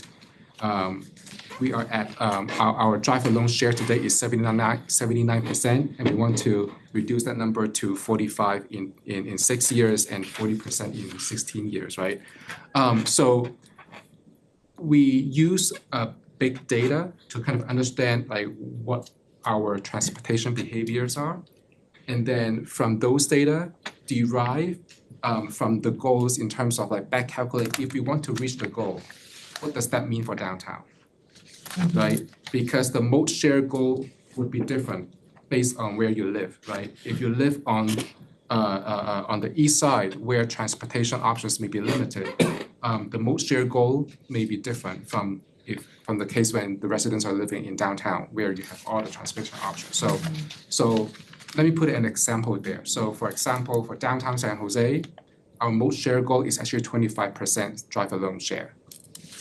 And so based on that number, we use a list of key performance indicators in deriving, what kind of transportation projects would provide the options for those who live in downtown to get around more efficiently. And from that point, the data will have a connection to how these projects will help reach the goal. And we do that for every single area of the city. And that's kind of how we have a monitoring system, if you will, in understanding the effectiveness of the projects and also allowing us to also test our hypothesis. For example, let's say if we build a bike lane in downtown today, and we are able to measure the before and after. And we may be wrong, right? We thought that we built bike lane on San Fernando Street will increase ridership by this much. Maybe we're right, maybe we're wrong. We'll use the data to validate our original assumption before we plan for a project and use that hypothesis, try and error process to figure out like if a particular bike lane is effective, can we build more of the similar types in other areas of the city? So that's the kind of like a data-driven approach in understanding what kind of projects should be prioritized for different areas of the city. I'm not sure if that makes sense. So your goals are transportation driven. Yes. How do you convert that to climate driven? Exactly. So our transportation citywide plan start with the general plan and climate smart.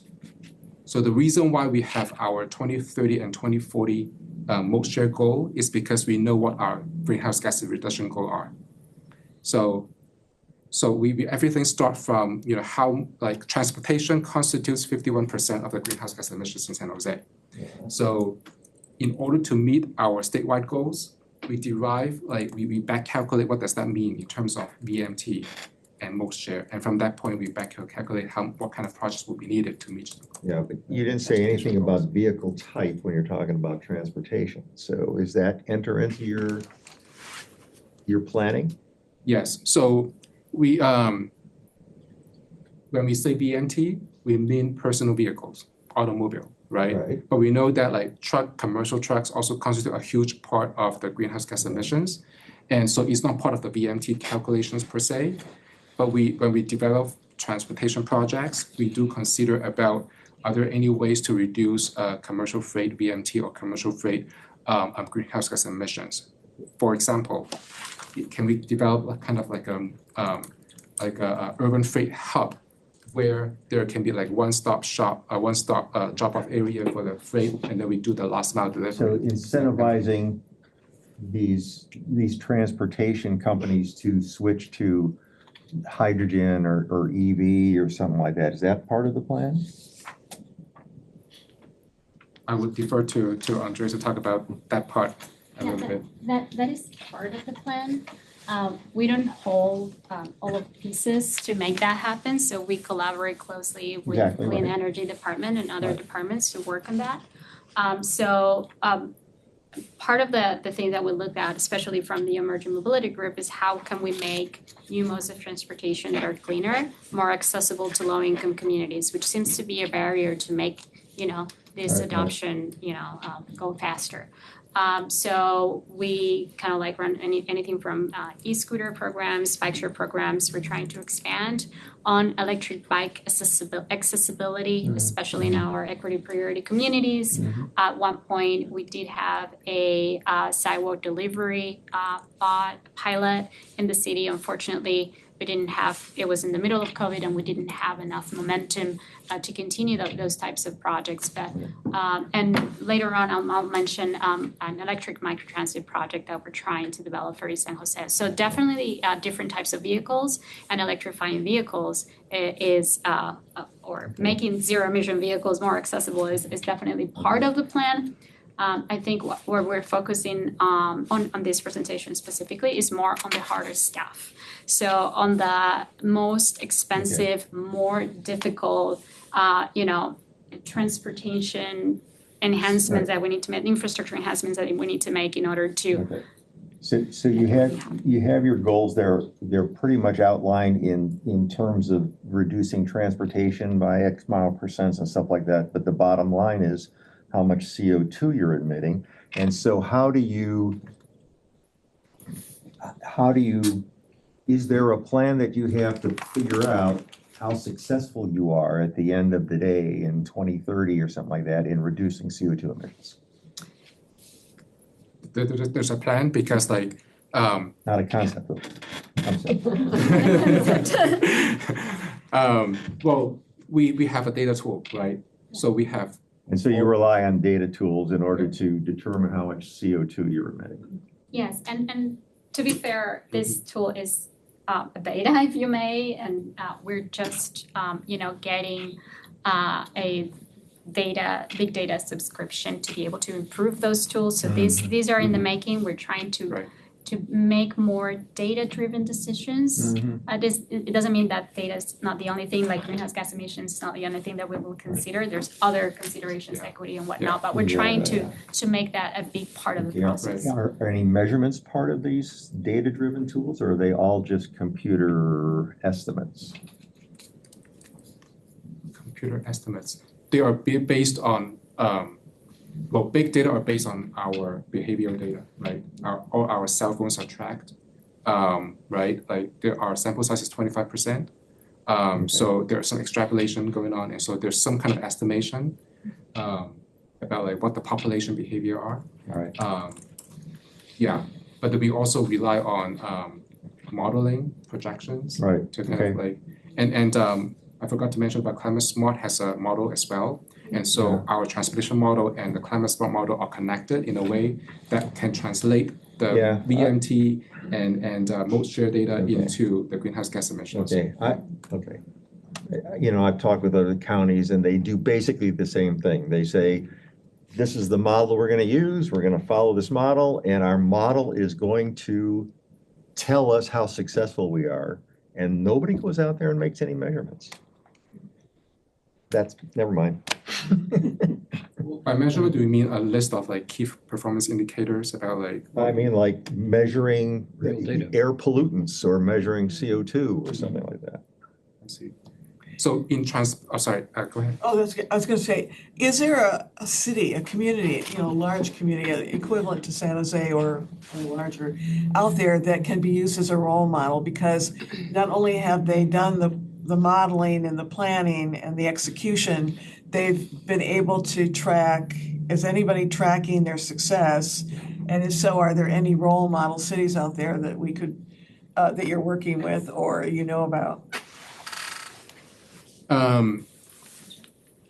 Great question. I mean, like, we have a list of key performance indicators. We have roughly 40 of them. So we have actually 40 metrics that we keep track of. BMT is one of them. Mode share is another. But there are also other transportation metrics such as like car ownership, electric vehicle penetration, what is the travel time competition between buses and drive alone, and what is the connectivity or accessibility of jobs within 30 minutes of bus rides versus bike versus driving. Like those are some of the metrics that we have data to keep track of. And so when we say that we have measurements, we do have those measurements. And how do we define success is whether or not we are able to meet the thresholds for these metrics. Well, I guess I'm really wanting to know, are you reaching out to communities who've used those models or whatever models are using that demonstrate success in reducing emissions through the various, techniques, plans, transportation approaches that they're using? Are there some role model cities out there that you should or are relying on? I think we'd look at many other cities, not just within the US, but outside of the US that have used many of these strategies successfully in reducing their greenhouse gas emissions. Sometimes, their efforts are difficult to transfer because we just have different types of communities with different values, and changing travel behavior is very challenging. So one of the things that we're trying to address, and that's why we focus a lot on mode shift as well, is to try to address precisely those issues that make some measures very successful in other places, but when we try them here, not as successful. Right, I can see that, yeah. I mean, like most of the cities that have done that kind of like measurement and monitoring are mostly based on census data. But census data are updated either like once every 10 years or once every year in terms of the American Community Surveys. And so the sample size is only like 0.3% of the population, right? And so, like they're making projections or estimations based on what the census tell them, right? Whereas, these big data and these transportation data, if they're able to come in like on a regular basis, like for example, like once every month or once every quarter, then we'll have a better sense of like what the trends are. And I think by success, what we are saying is like we want to measure the trends. We don't want to measure the particular data point in 2010 and then compare that with 2020, right? We want to be able to see that the city is actually making the progress. But we're talking about gigabytes, if not trillion bytes of data that need to be able to tell that story. And data are very expensive nowadays too. And so, that's why we need to be strategic in terms of like what we are actually trying to measure. So that's how we come across with those 40 metrics. The citywide planning process derived or decided that those 40 metrics will be the metrics to measure. It's not coming from the city. We work with the community to define what those 40 metrics are, right? And we try to buy data to reflect the trends for those 40 metrics. So that's kind of like the overall planning process that we've done so far. Yeah. This is a question of your opinion, but when it comes to impact on reducing emissions for transportation, do you feel like the chunk that has the biggest potential is land use? So like when you're putting housing in the Connect North San Jose where there's originally was commercial employment, so the people that live there might actually work there too, so their travel distances are less, and then it doesn't really even matter at that point as much the infrastructure or the mode if their travel distance is a lot less, and then it makes other modes like biking or walking more doable than driving. Or do you feel that infrastructure has a greater impact, or like mode in terms like EV is a greater impact? Like what, when you're strategizing, what is your opinion about that? Great, thank you. Great question. I'll make our answer short here. So our mode shift, our VMT and mode shift goals is that we need to reduce driver loan share by more than 50%, right, between now and 2040. We need to reduce our VMT by 50% between now and 2040. And think about the 50% reduction. Land use would capture 30% of the 50%, but it's not enough, right? We have worked with PBCE on devising land use policies that would attract development to develop in downtown. For example, we have a VMT policies that would, if a development is willing to develop in the growth areas, then they will not be they would not need to mitigate their VMT impact, right? Like so we have policies that would attract development to be located in the transit areas or growth areas, right? But land use alone can only capture 30% of the delta. Transportation street infrastructure would capture another 20, okay? And then parking would do another 25. And then last but not least, we need to have programmatic measures such as incentivizing behavior, such as like free transit passes or transportation demand management, TDM strategies. Like those would constitute another 25%.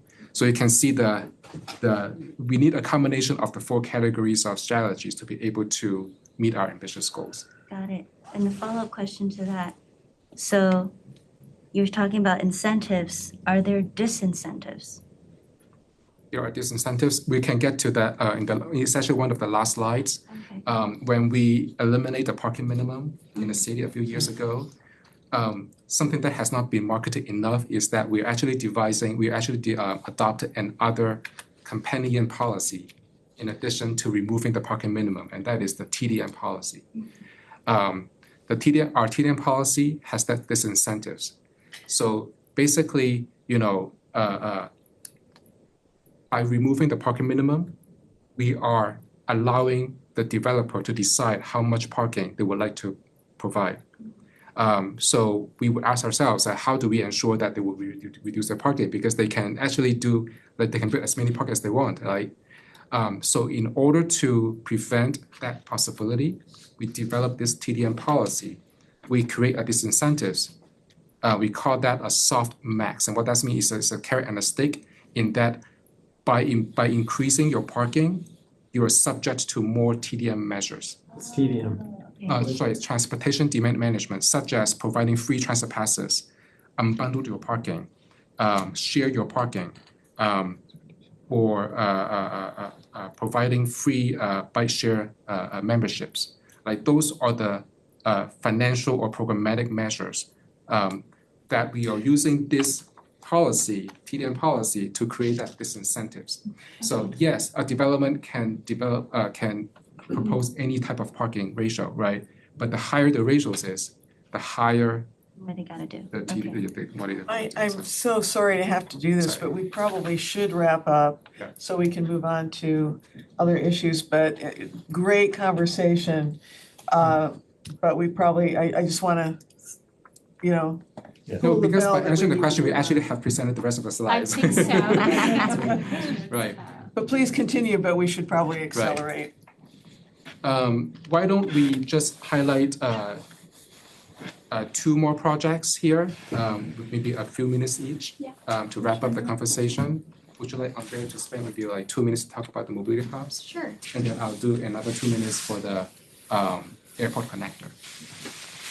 So one of our street strategies, so to speak, is the development of a network of mobility hubs for the downtown area. And those are basically spaces that facilitate seamless connections between different transportation modes. So you probably have seen that on a big transit station, and maybe there's a huge parking area with maybe some car share and some EV chargers and maybe some bikes. So the way that we thought about this for downtown is how can we develop a network of hubs, more than 20, that are responsive to the conditions of the urban conditions of very specific areas of downtown. Next. And so we got a grant from the MTC Mobility Hub program to develop these kinds of spaces that would be also community spaces. The funding that we got is to develop 2 hubs in San Fernando Street. One hub would be by San Jose State University. Next. And with a lot of amenities for transit, pedestrians, and other mobility modes. And maybe next.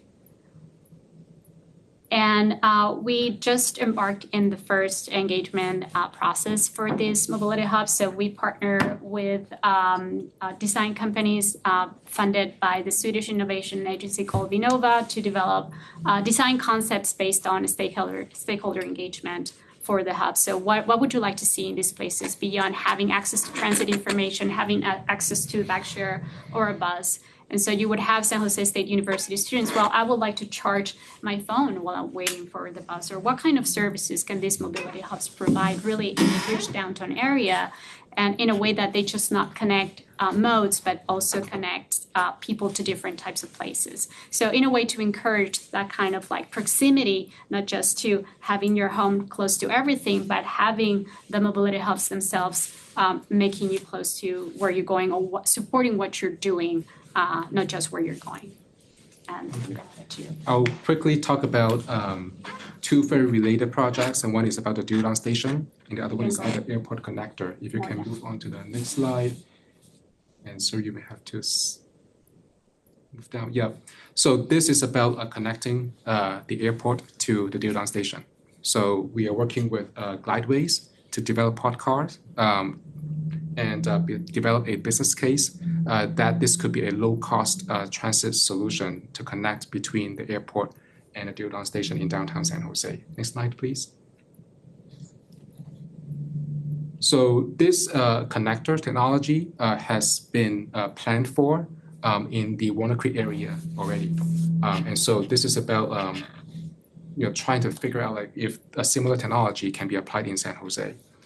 Right now, we have just about to complete a business case for this technology, and we are going to present this business case to council in a few months. Next slide, please. And then a related project to the airport connector is the upgrade of the Diridon station. And this is a 5-agency partnership to figure out like what how to improve the station area. So we're looking at the Diridon station on Santa Clara Street facing west. And there are, next slide please. Next slide. Next slide.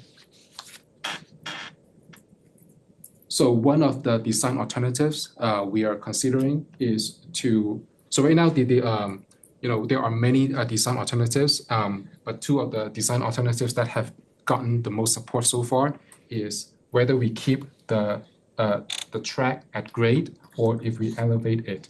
And so what we are seeing right now is in a grade version.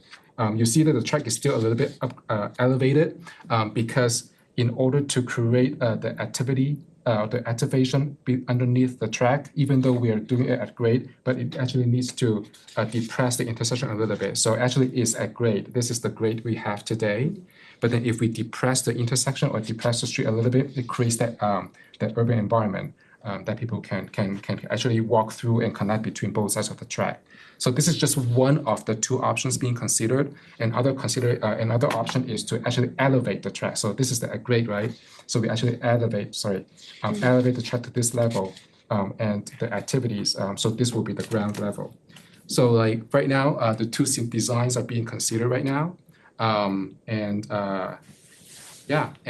We expect this is not funded. So we have been working very hard with our venture partners such as like MTC or the federal level to see if this type of project can be appropriated and programmed into the future budget cycle. So I think we can wrap this up. There are a few other projects as well. Feel free to look at this. And if you have any questions, feel free to ask Andrea and me. And again, like this is just a subset of the many projects that we have been doing in trying to achieve our most shift goals by 2040. If you have any further questions about any other type of transportation related project, we're happy to address that more specifically. I just want to express, so I'm the representative for District 10, and I just wanted to express appreciation of DOT in general for the paving projects that were done recently this month. The area around Santa Teresa Elementary School feels a lot safer with all the yellow striping for the crosswalks, and so just want to say thank you. Appreciate it. Yeah. We'll extend the We will thank you to the definitely. right team. Yeah, this is the model that we have come up with. Like we know that the quality of the pavement warrants a repaving. So can we restripe the configuration on the street at the same time when the street is repaved? So kind of like hitting two birds with one stone, like trying to actually improve the street while repaving. Yeah, it is really great because we didn't have the yellow striping before, so now we do. And was there an action that needed to be taken here? So they will be bringing this to council, so similar to the last meeting, well, actually the minutes that we approved today, we would need recommendation language. So I drafted some generic recommendation language that basically says we would approve everything. So if there are edits that you would like to make to that language, we could propose that now and then vote to approve with any edits. Could you read that off to us, that language? Do you have it handy? So yes, it's on page 3 of the agenda, and it just says, during the meeting on September 19th, 2024, the Climate Advisory Commission agreed with staff recommendations on the fall 2024 Transportation Semi-Annual Update. The commission agreed with staff recommendations pertaining to the update to council. So it's just very generic right now. If there's any edits you would like to see to that, we can still vote to approve with any edits, basically. Were there recommendations? So basically what they presented to you is essentially what they're gonna be bringing to council for approval. It seemed descriptive is all. Yeah, it's just an update. Basically, they have to go periodically to council and like let them know, like, this is the progress we've made on these different projects that we've been reporting back to. So usually they have a standard. So it's not really recommendations, then it's just an update? So the recommendation to council is accept this report. Yeah, Oh, yeah, exactly, yes. Thank you. Government ease. Yes, So- yes. So with that in mind. I move we accept the report. So Victor motions to accept the report and Teresa. Whatever. The recommendation. I suggest accept the recommendation. the recommendations of the report. And Teresa seconds. Tracy. Tracy, Tracy seconds.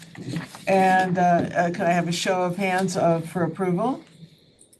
And any nays? So the recommendation from the CAC is been approved. Great, thanks, thank you. Thank you all, both of you very much for a very in-depth presentation just now, thanks.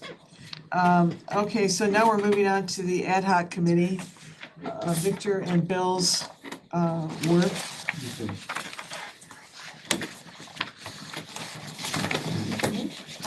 Yeah, this is PowerPoint.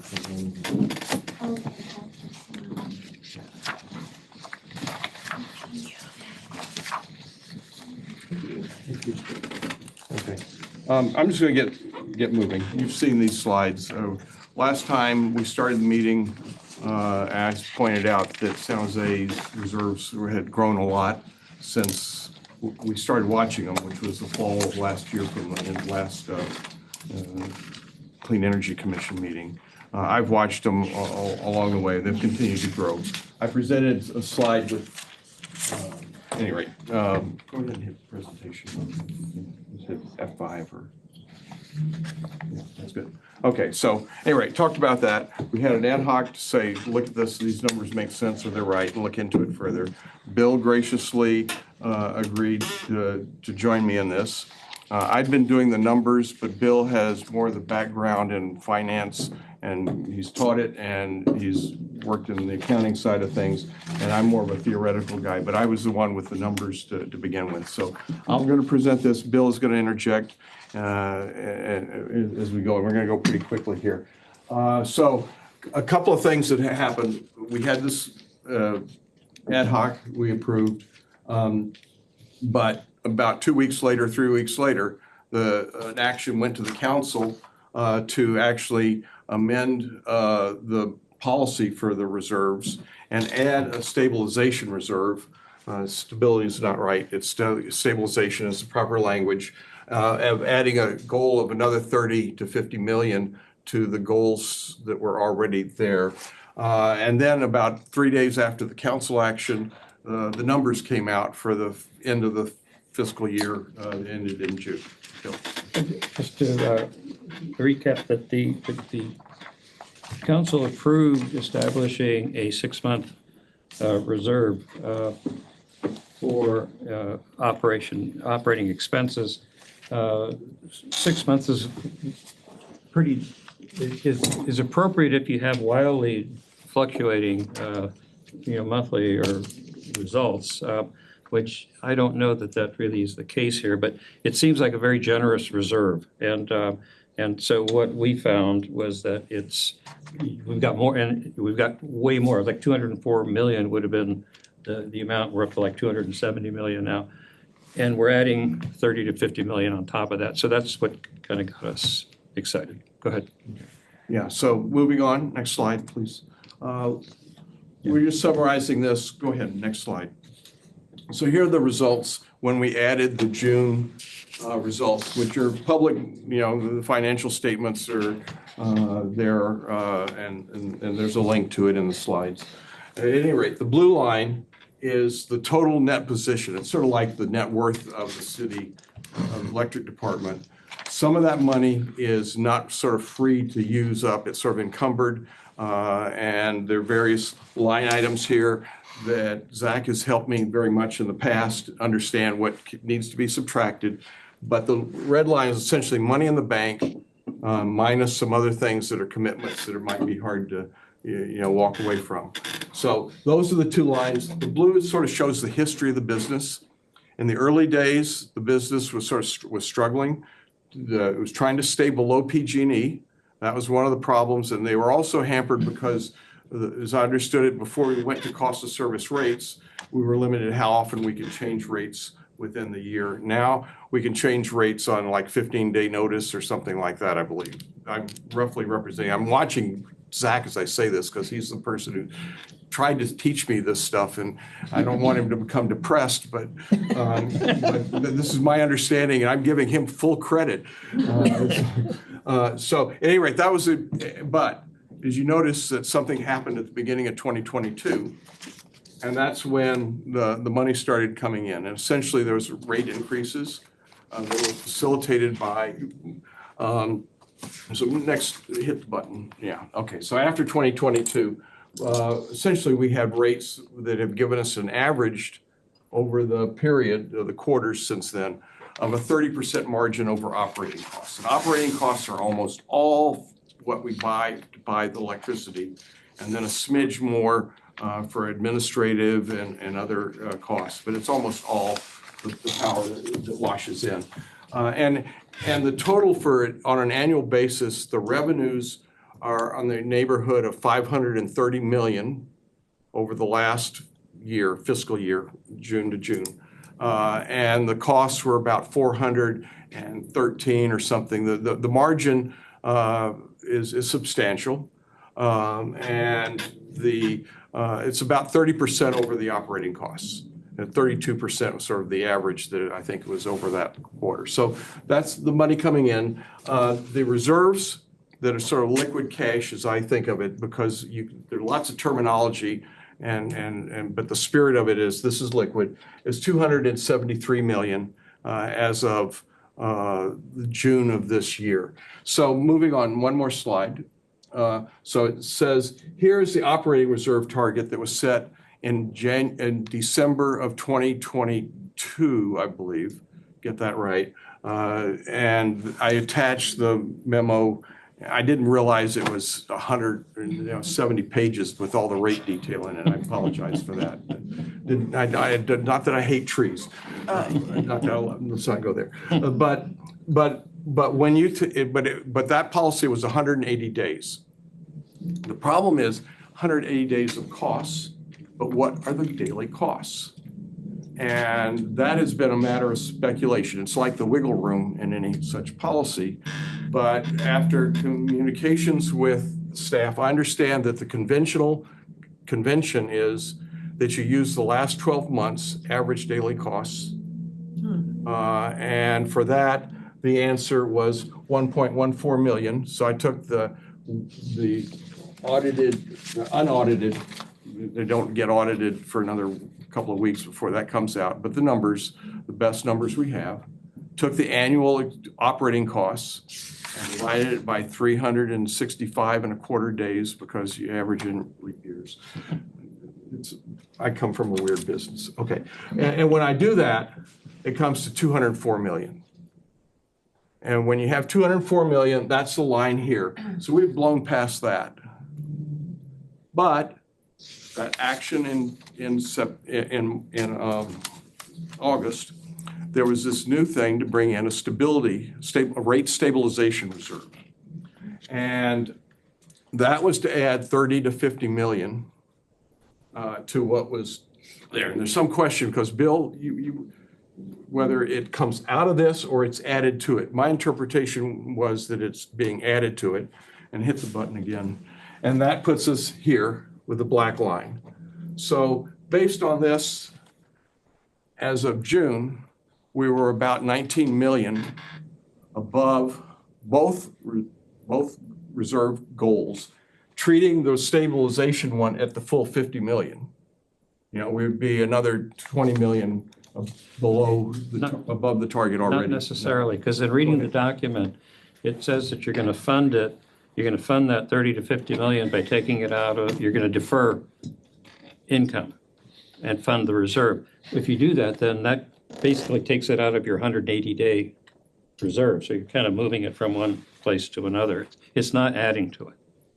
See what I'm saying? But I do see what you're saying, but I respectfully differ. So that 50 or 30 doesn't make its way down into the 273, right? So it's deferred revenue. So it has not made its way into unrestricted cash. Well, if it's your deferring revenue, then you're not. It's going to make his blue line lower. Yeah, I mean, you can see. I mean, you have the financial statements. You can see that we deferred 50, and so it's already been deferred in those numbers. It's already been deferred in those numbers. Okay, got it. Thank you. Excuse me, Zach. How could it have been deferred if the policy didn't pass until August 13th? The auditors said we could. Pardon me? The auditors, the So you, what do they call it, period 14, or the, after there are some adjustments? So that's unaudited, sorry, maybe it doesn't appear in the unaudited. this is what came out 3 days my- after this council approved. So right, so it's not in the unaudited, so the audited financials will show. Yeah, once you do that, then that sort of goes somewhere else, right? It's not gonna look like reserves anymore.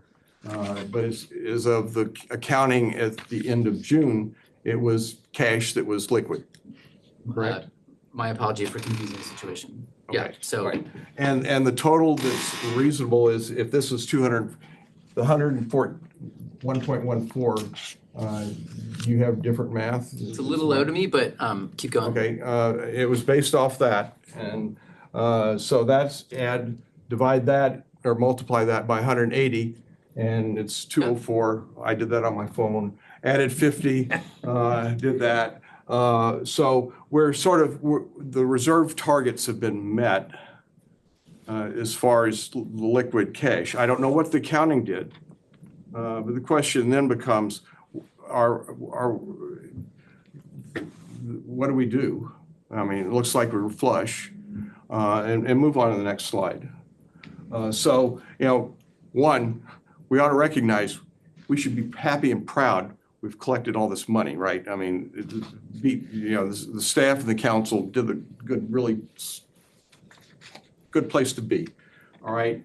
It looks, based on these calculations, we've met all the targets already. And, the people who were involved with the Energy Commission have been sort of chomping at the bits to see more spending on programs for climate. And we've been put off because we had to build the reserves. So there's that, some of us at least, I won't speak for, I was the chair, but I'm not speaking for the commission. I was, at least, and I think others were too. I was sort of a voice a little more in the wilderness on this.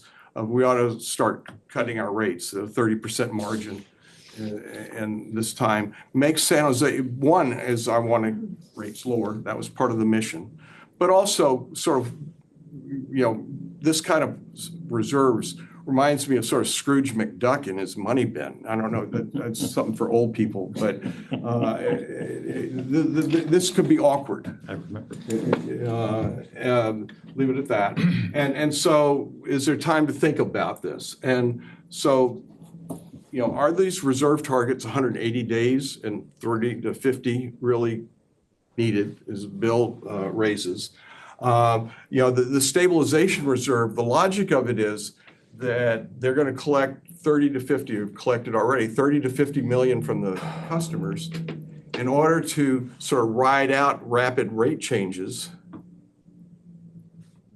It's sort of like, give me $100, Glenn, and if I think you need money, I'll loan it to you. That's essentially the spirit of what we're doing here. And go ahead, Phil. So I just want to add a point. If we're really going to roll back the use of gas for Climate 2030, we want to drive electrical rates down to make substitution of gas appliances economically attractive. And I think that's a reasonable recommendation to come out of this council. The driving electricity rate, the electricity rates are simply absurd in California, just laughable. 62% more than Santa Clara right next door. Now, I know we have a better renewable mix and all that, but the idea that we think this kind of electrical charge is sustainable, we should be doing our part to drive down those rates as best we can. Sorry. I agree. No, I would agree. And I think we subject ourselves to scrutiny. This is public information, and people can see the size of this reserve growing. Yeah, and the reserve we can be criticized for that. And the reserve is excellent and wise, but once you go over your reserve and you start saying, well, what can we spend this money on? It's not your money. Yeah. You've got your reserve. Yeah. Relief for the ratepayers is the appropriate thing. And especially because the competition is natural gas, which we're trying to drive back and push people into more all-electric homes. So I'm all for fighting climate, and everybody understands that electrification is sort of the foundation of that. We have to get the electricity clean and get people on electricity. And when people switch to electricity and get hammered by the rates, that's works against us. Thank you. Yeah, on board. Okay, so, I mean, Bill and I put this together. We did not, I had a brief conversation with Zach, maybe by email, I forget, but he said the 273, he had it 271. So there was some difference there that was minor, and he wasn't studying it. So maybe I'm wrong, maybe right. But I think these numbers are generally right. And it seems to me that the commission should entertain the possibility of looking at these goals and asking Clean Energy to tell us what's happening with these reserves, and if we've already met them, or what's the process for taking the 19 million that we apparently have already over collected and using it for either rate reductions or that. And so next slide. So Bill and I sort of gone back and forth and drafted a resolution, and this is one iteration past what you last saw, so you feel free to repudiate. Commend the staff and the council for the strong financial position. Let's start with be right. None of the reserve policies have been reviewed with the commission. They've all been sort of worked out internally by the staff of the Clean Energy and the budget department, have gone to T&E, gone to the council, and not had any public discussion. Given the amount of money we're talking about here, and 270 million, I mean, this is essentially 6 months, more than 6 months bills that people are collecting, right? We're at 180 days, we're past 180 days. We're talking about big amount of money that's being parked here. Given the large amounts and given, no one's really critically examined these goals, and it has to be in light of what Bill was saying, in light of what kind of scenarios would draw, why do you need such a big bank balance if you've got an annuity, or if your costs are right. So this is the thing that, rather than try to debrief, figure this all out independently, let's bring in Clean Energy so we can have a discussion of this at the next meeting. So that was the text to do that. And the only thing I would add is we're another 2.5 months down the road, because this is back in June, right? June 30th, when we had that amount. And it's probably significantly larger than that today. My biggest concern really is the general public we're trying to incentivize people to go to clean energy. We don't want them to think we're just stashing money away for no good reason. And so that's why I think we need some input from San Jose Clean Energy on how this is going to play out. Zach, do you want to say something first, Glenn?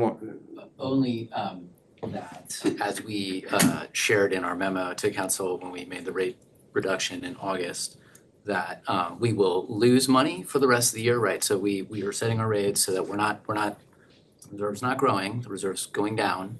And we expect to burn money over the summer because of RA contracts. The points are taken, but I just want to point out that reserves are not growing right now.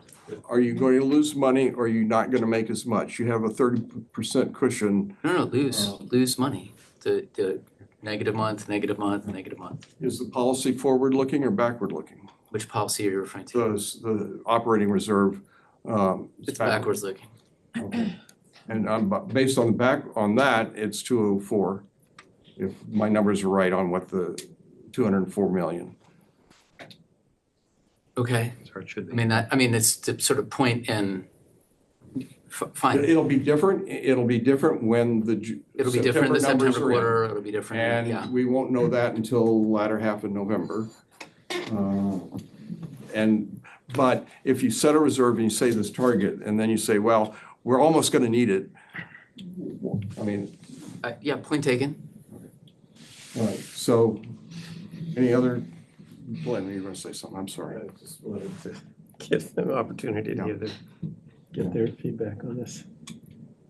Is it possible, I don't know that you need to change this, because I really understand where you're coming from, but is it possible for the commissioners as a whole to be able to, in this period between now and the November meeting, especially coming up soon, to make suggestions about, either you might say ask questions or comments about what should be considered in their policies, and I'm just gonna be really candid, I'm coming from the right.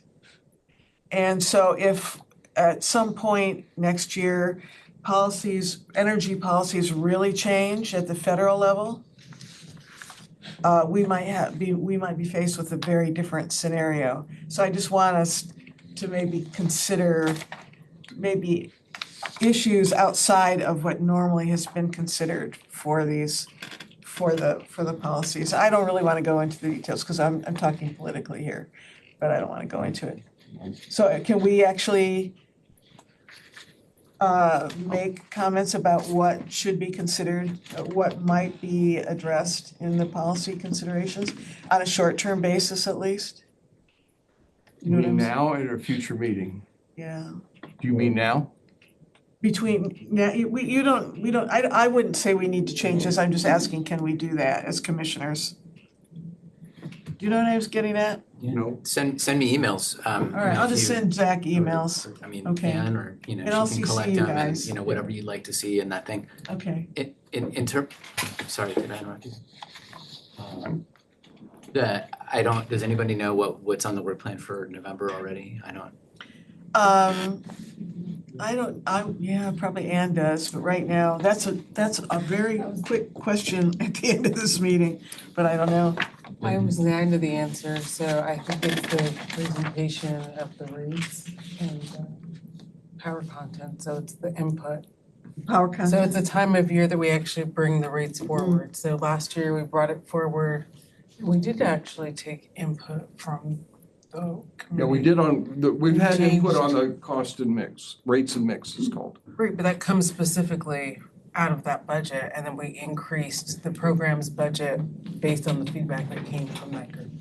We thought after the discussions last November, when you went for the rate increase in February. But it was the meeting. largest savings we actually ever had of an 8% savings over PG&E rates. And still the money came in.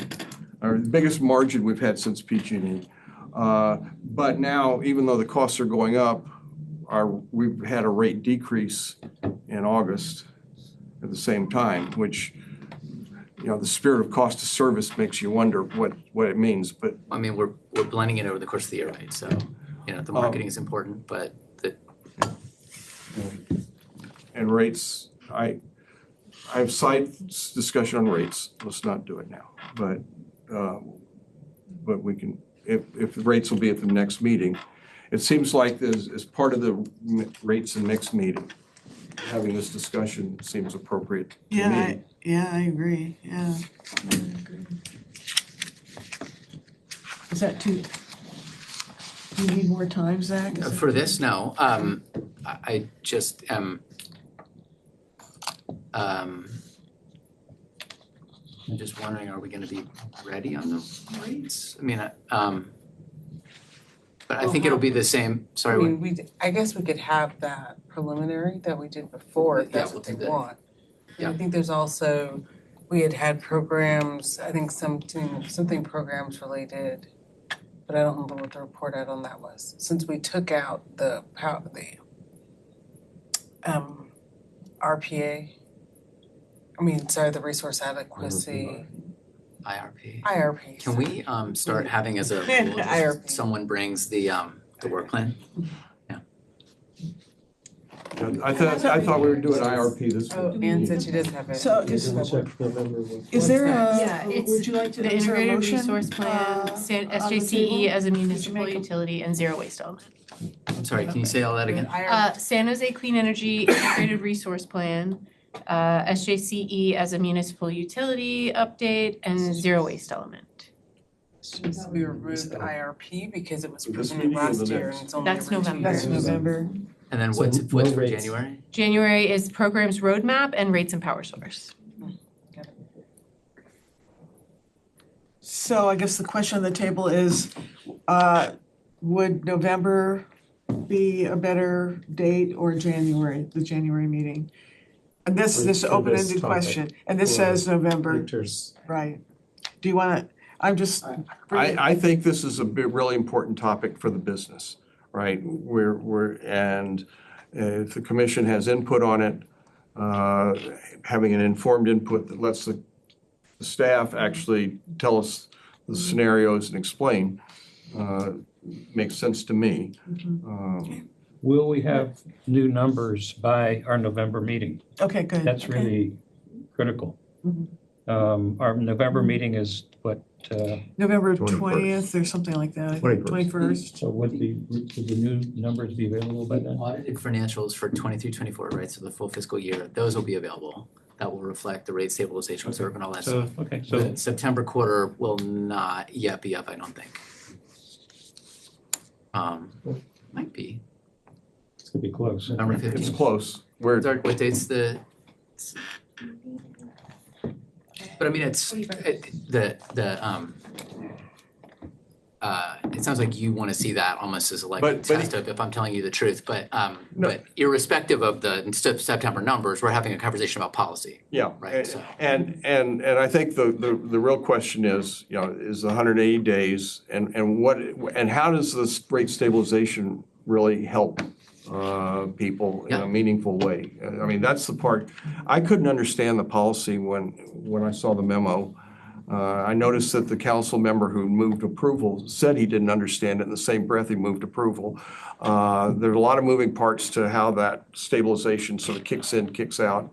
Having that explained, I didn't go against it or for it when I commented because it could be reasonable. I mean, I couldn't figure it out enough to make an assessment. It did bother me that it had not been run past this commission, and that was my main point when I spoke to the council on this. So, shall we call the question? You want to make a motion? Well, before that, I'd like to change a few words in this document, in this paragraph. Before you do that, Ruth, where's this resolution going? Like, to whom will you send this resolution? I mean, is the point just to get it agendized for next meeting? It would be a request to Clean Energy to come and present this. So it would go to Clean Energy. It's just internal. To vote in. Great, keep going. So, Melissa, you had some edits you wanted to make? Yes, I have some edits. I don't like large sums. I think it either given the amounts or something. That's fine. I don't know the right word. And then the other word I don't like is have benefited, because that gives a different connotation from advisory commission input. Just because you've got benefits and then you've got all this money. I just don't like that word. And then the last one is. What would you change it to? Well, I don't know. I'm not a very good writer. I just know what I don't like. And then the last thing is, where is it? Ratepayer compassion. I don't like that either, So the impression I got from Zach is that this isn't necessary. We just have to say, hey, will you address this at the November meeting, right? Right. I agree. Yeah. So, would one of you like to create a streamlined are you okay with calling for a new motion?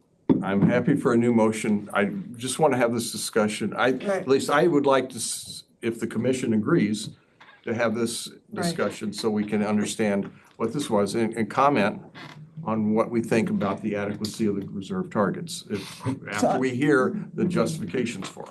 So I'm gonna, the reason I'm pushing along here is we're running out of time, folks. So the recommendation will be the last sentence. The CAC asks SJC to conduct a session on reserve policies at the November meeting, addressing the needs for specific reserve targets. You want to make that's your motion to that effect? Is there a second? Well, except leaving out as a first step, if that's the only. No, I didn't include it as a first step. Apologies. I started with the CAC, yeah. So do we have Bill's motion in hand? You're good? Okay, so Bill made a motion, there's a second by I think Victor.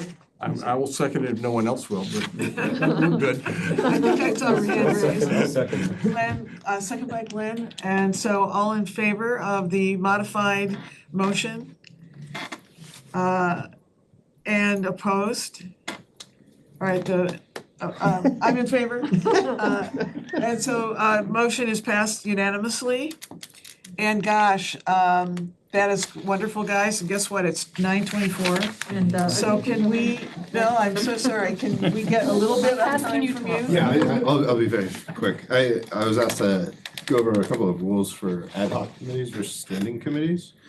And there's 3 sources of authority that I'm gonna be referencing. The Brown Act, our consolidated policy governing boards and commission. That's policy 0-4. Reso 77135, otherwise known as a sunshine resolution. So an ad hoc committee consisting of less than a quorum of the CAC would be permitted by the Brown Act, provided that the committee must be purely an advisory committee with no decision-making authority.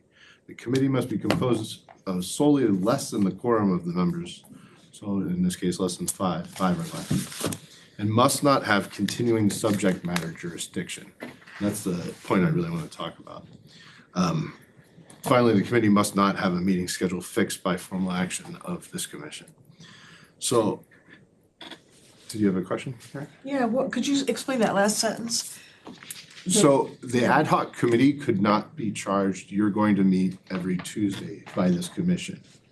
They can't have a set regular schedule. Oh, okay. They can leave this room and set their own schedule. Okay, But if this commission were to establish a schedule, that would turn it into a standing. got it. Okay, great, thank you. So then policy -04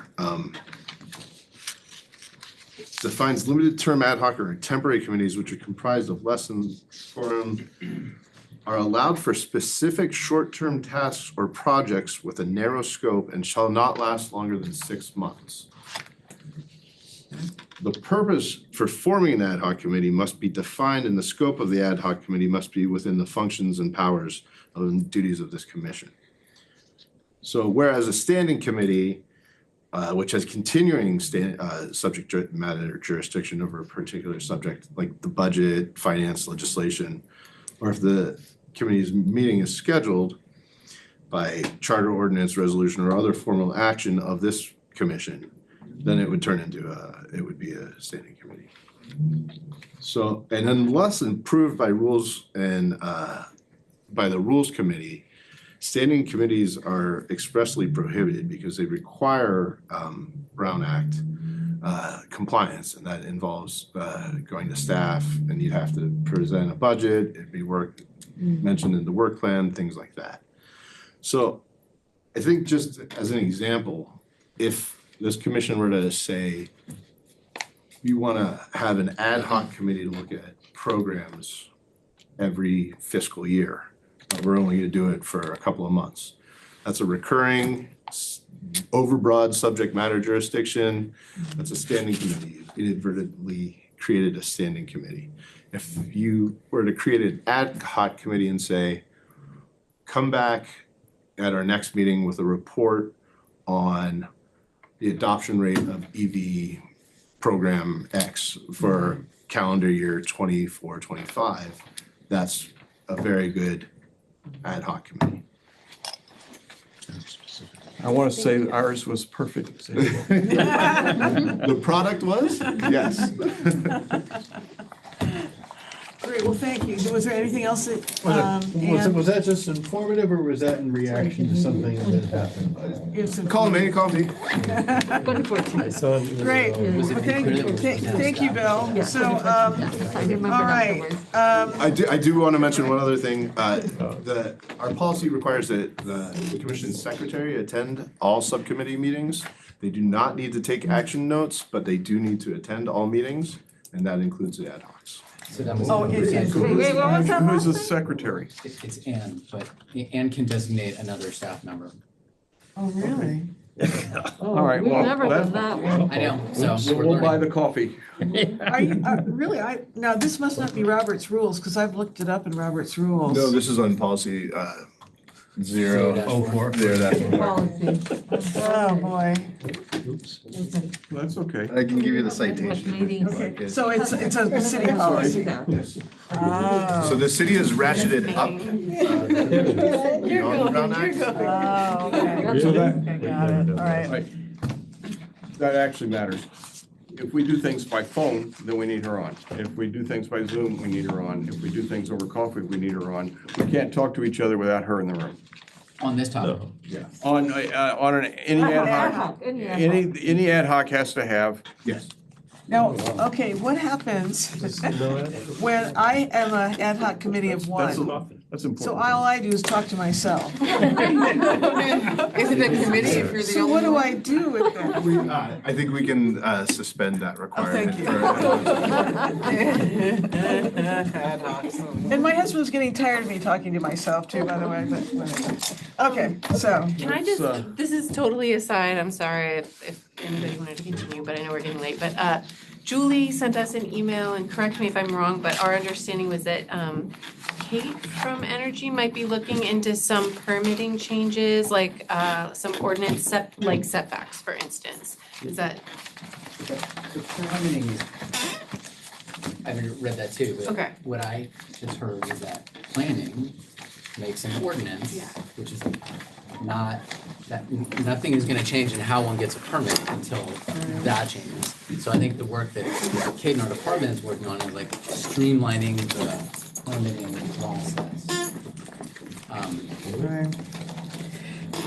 Something.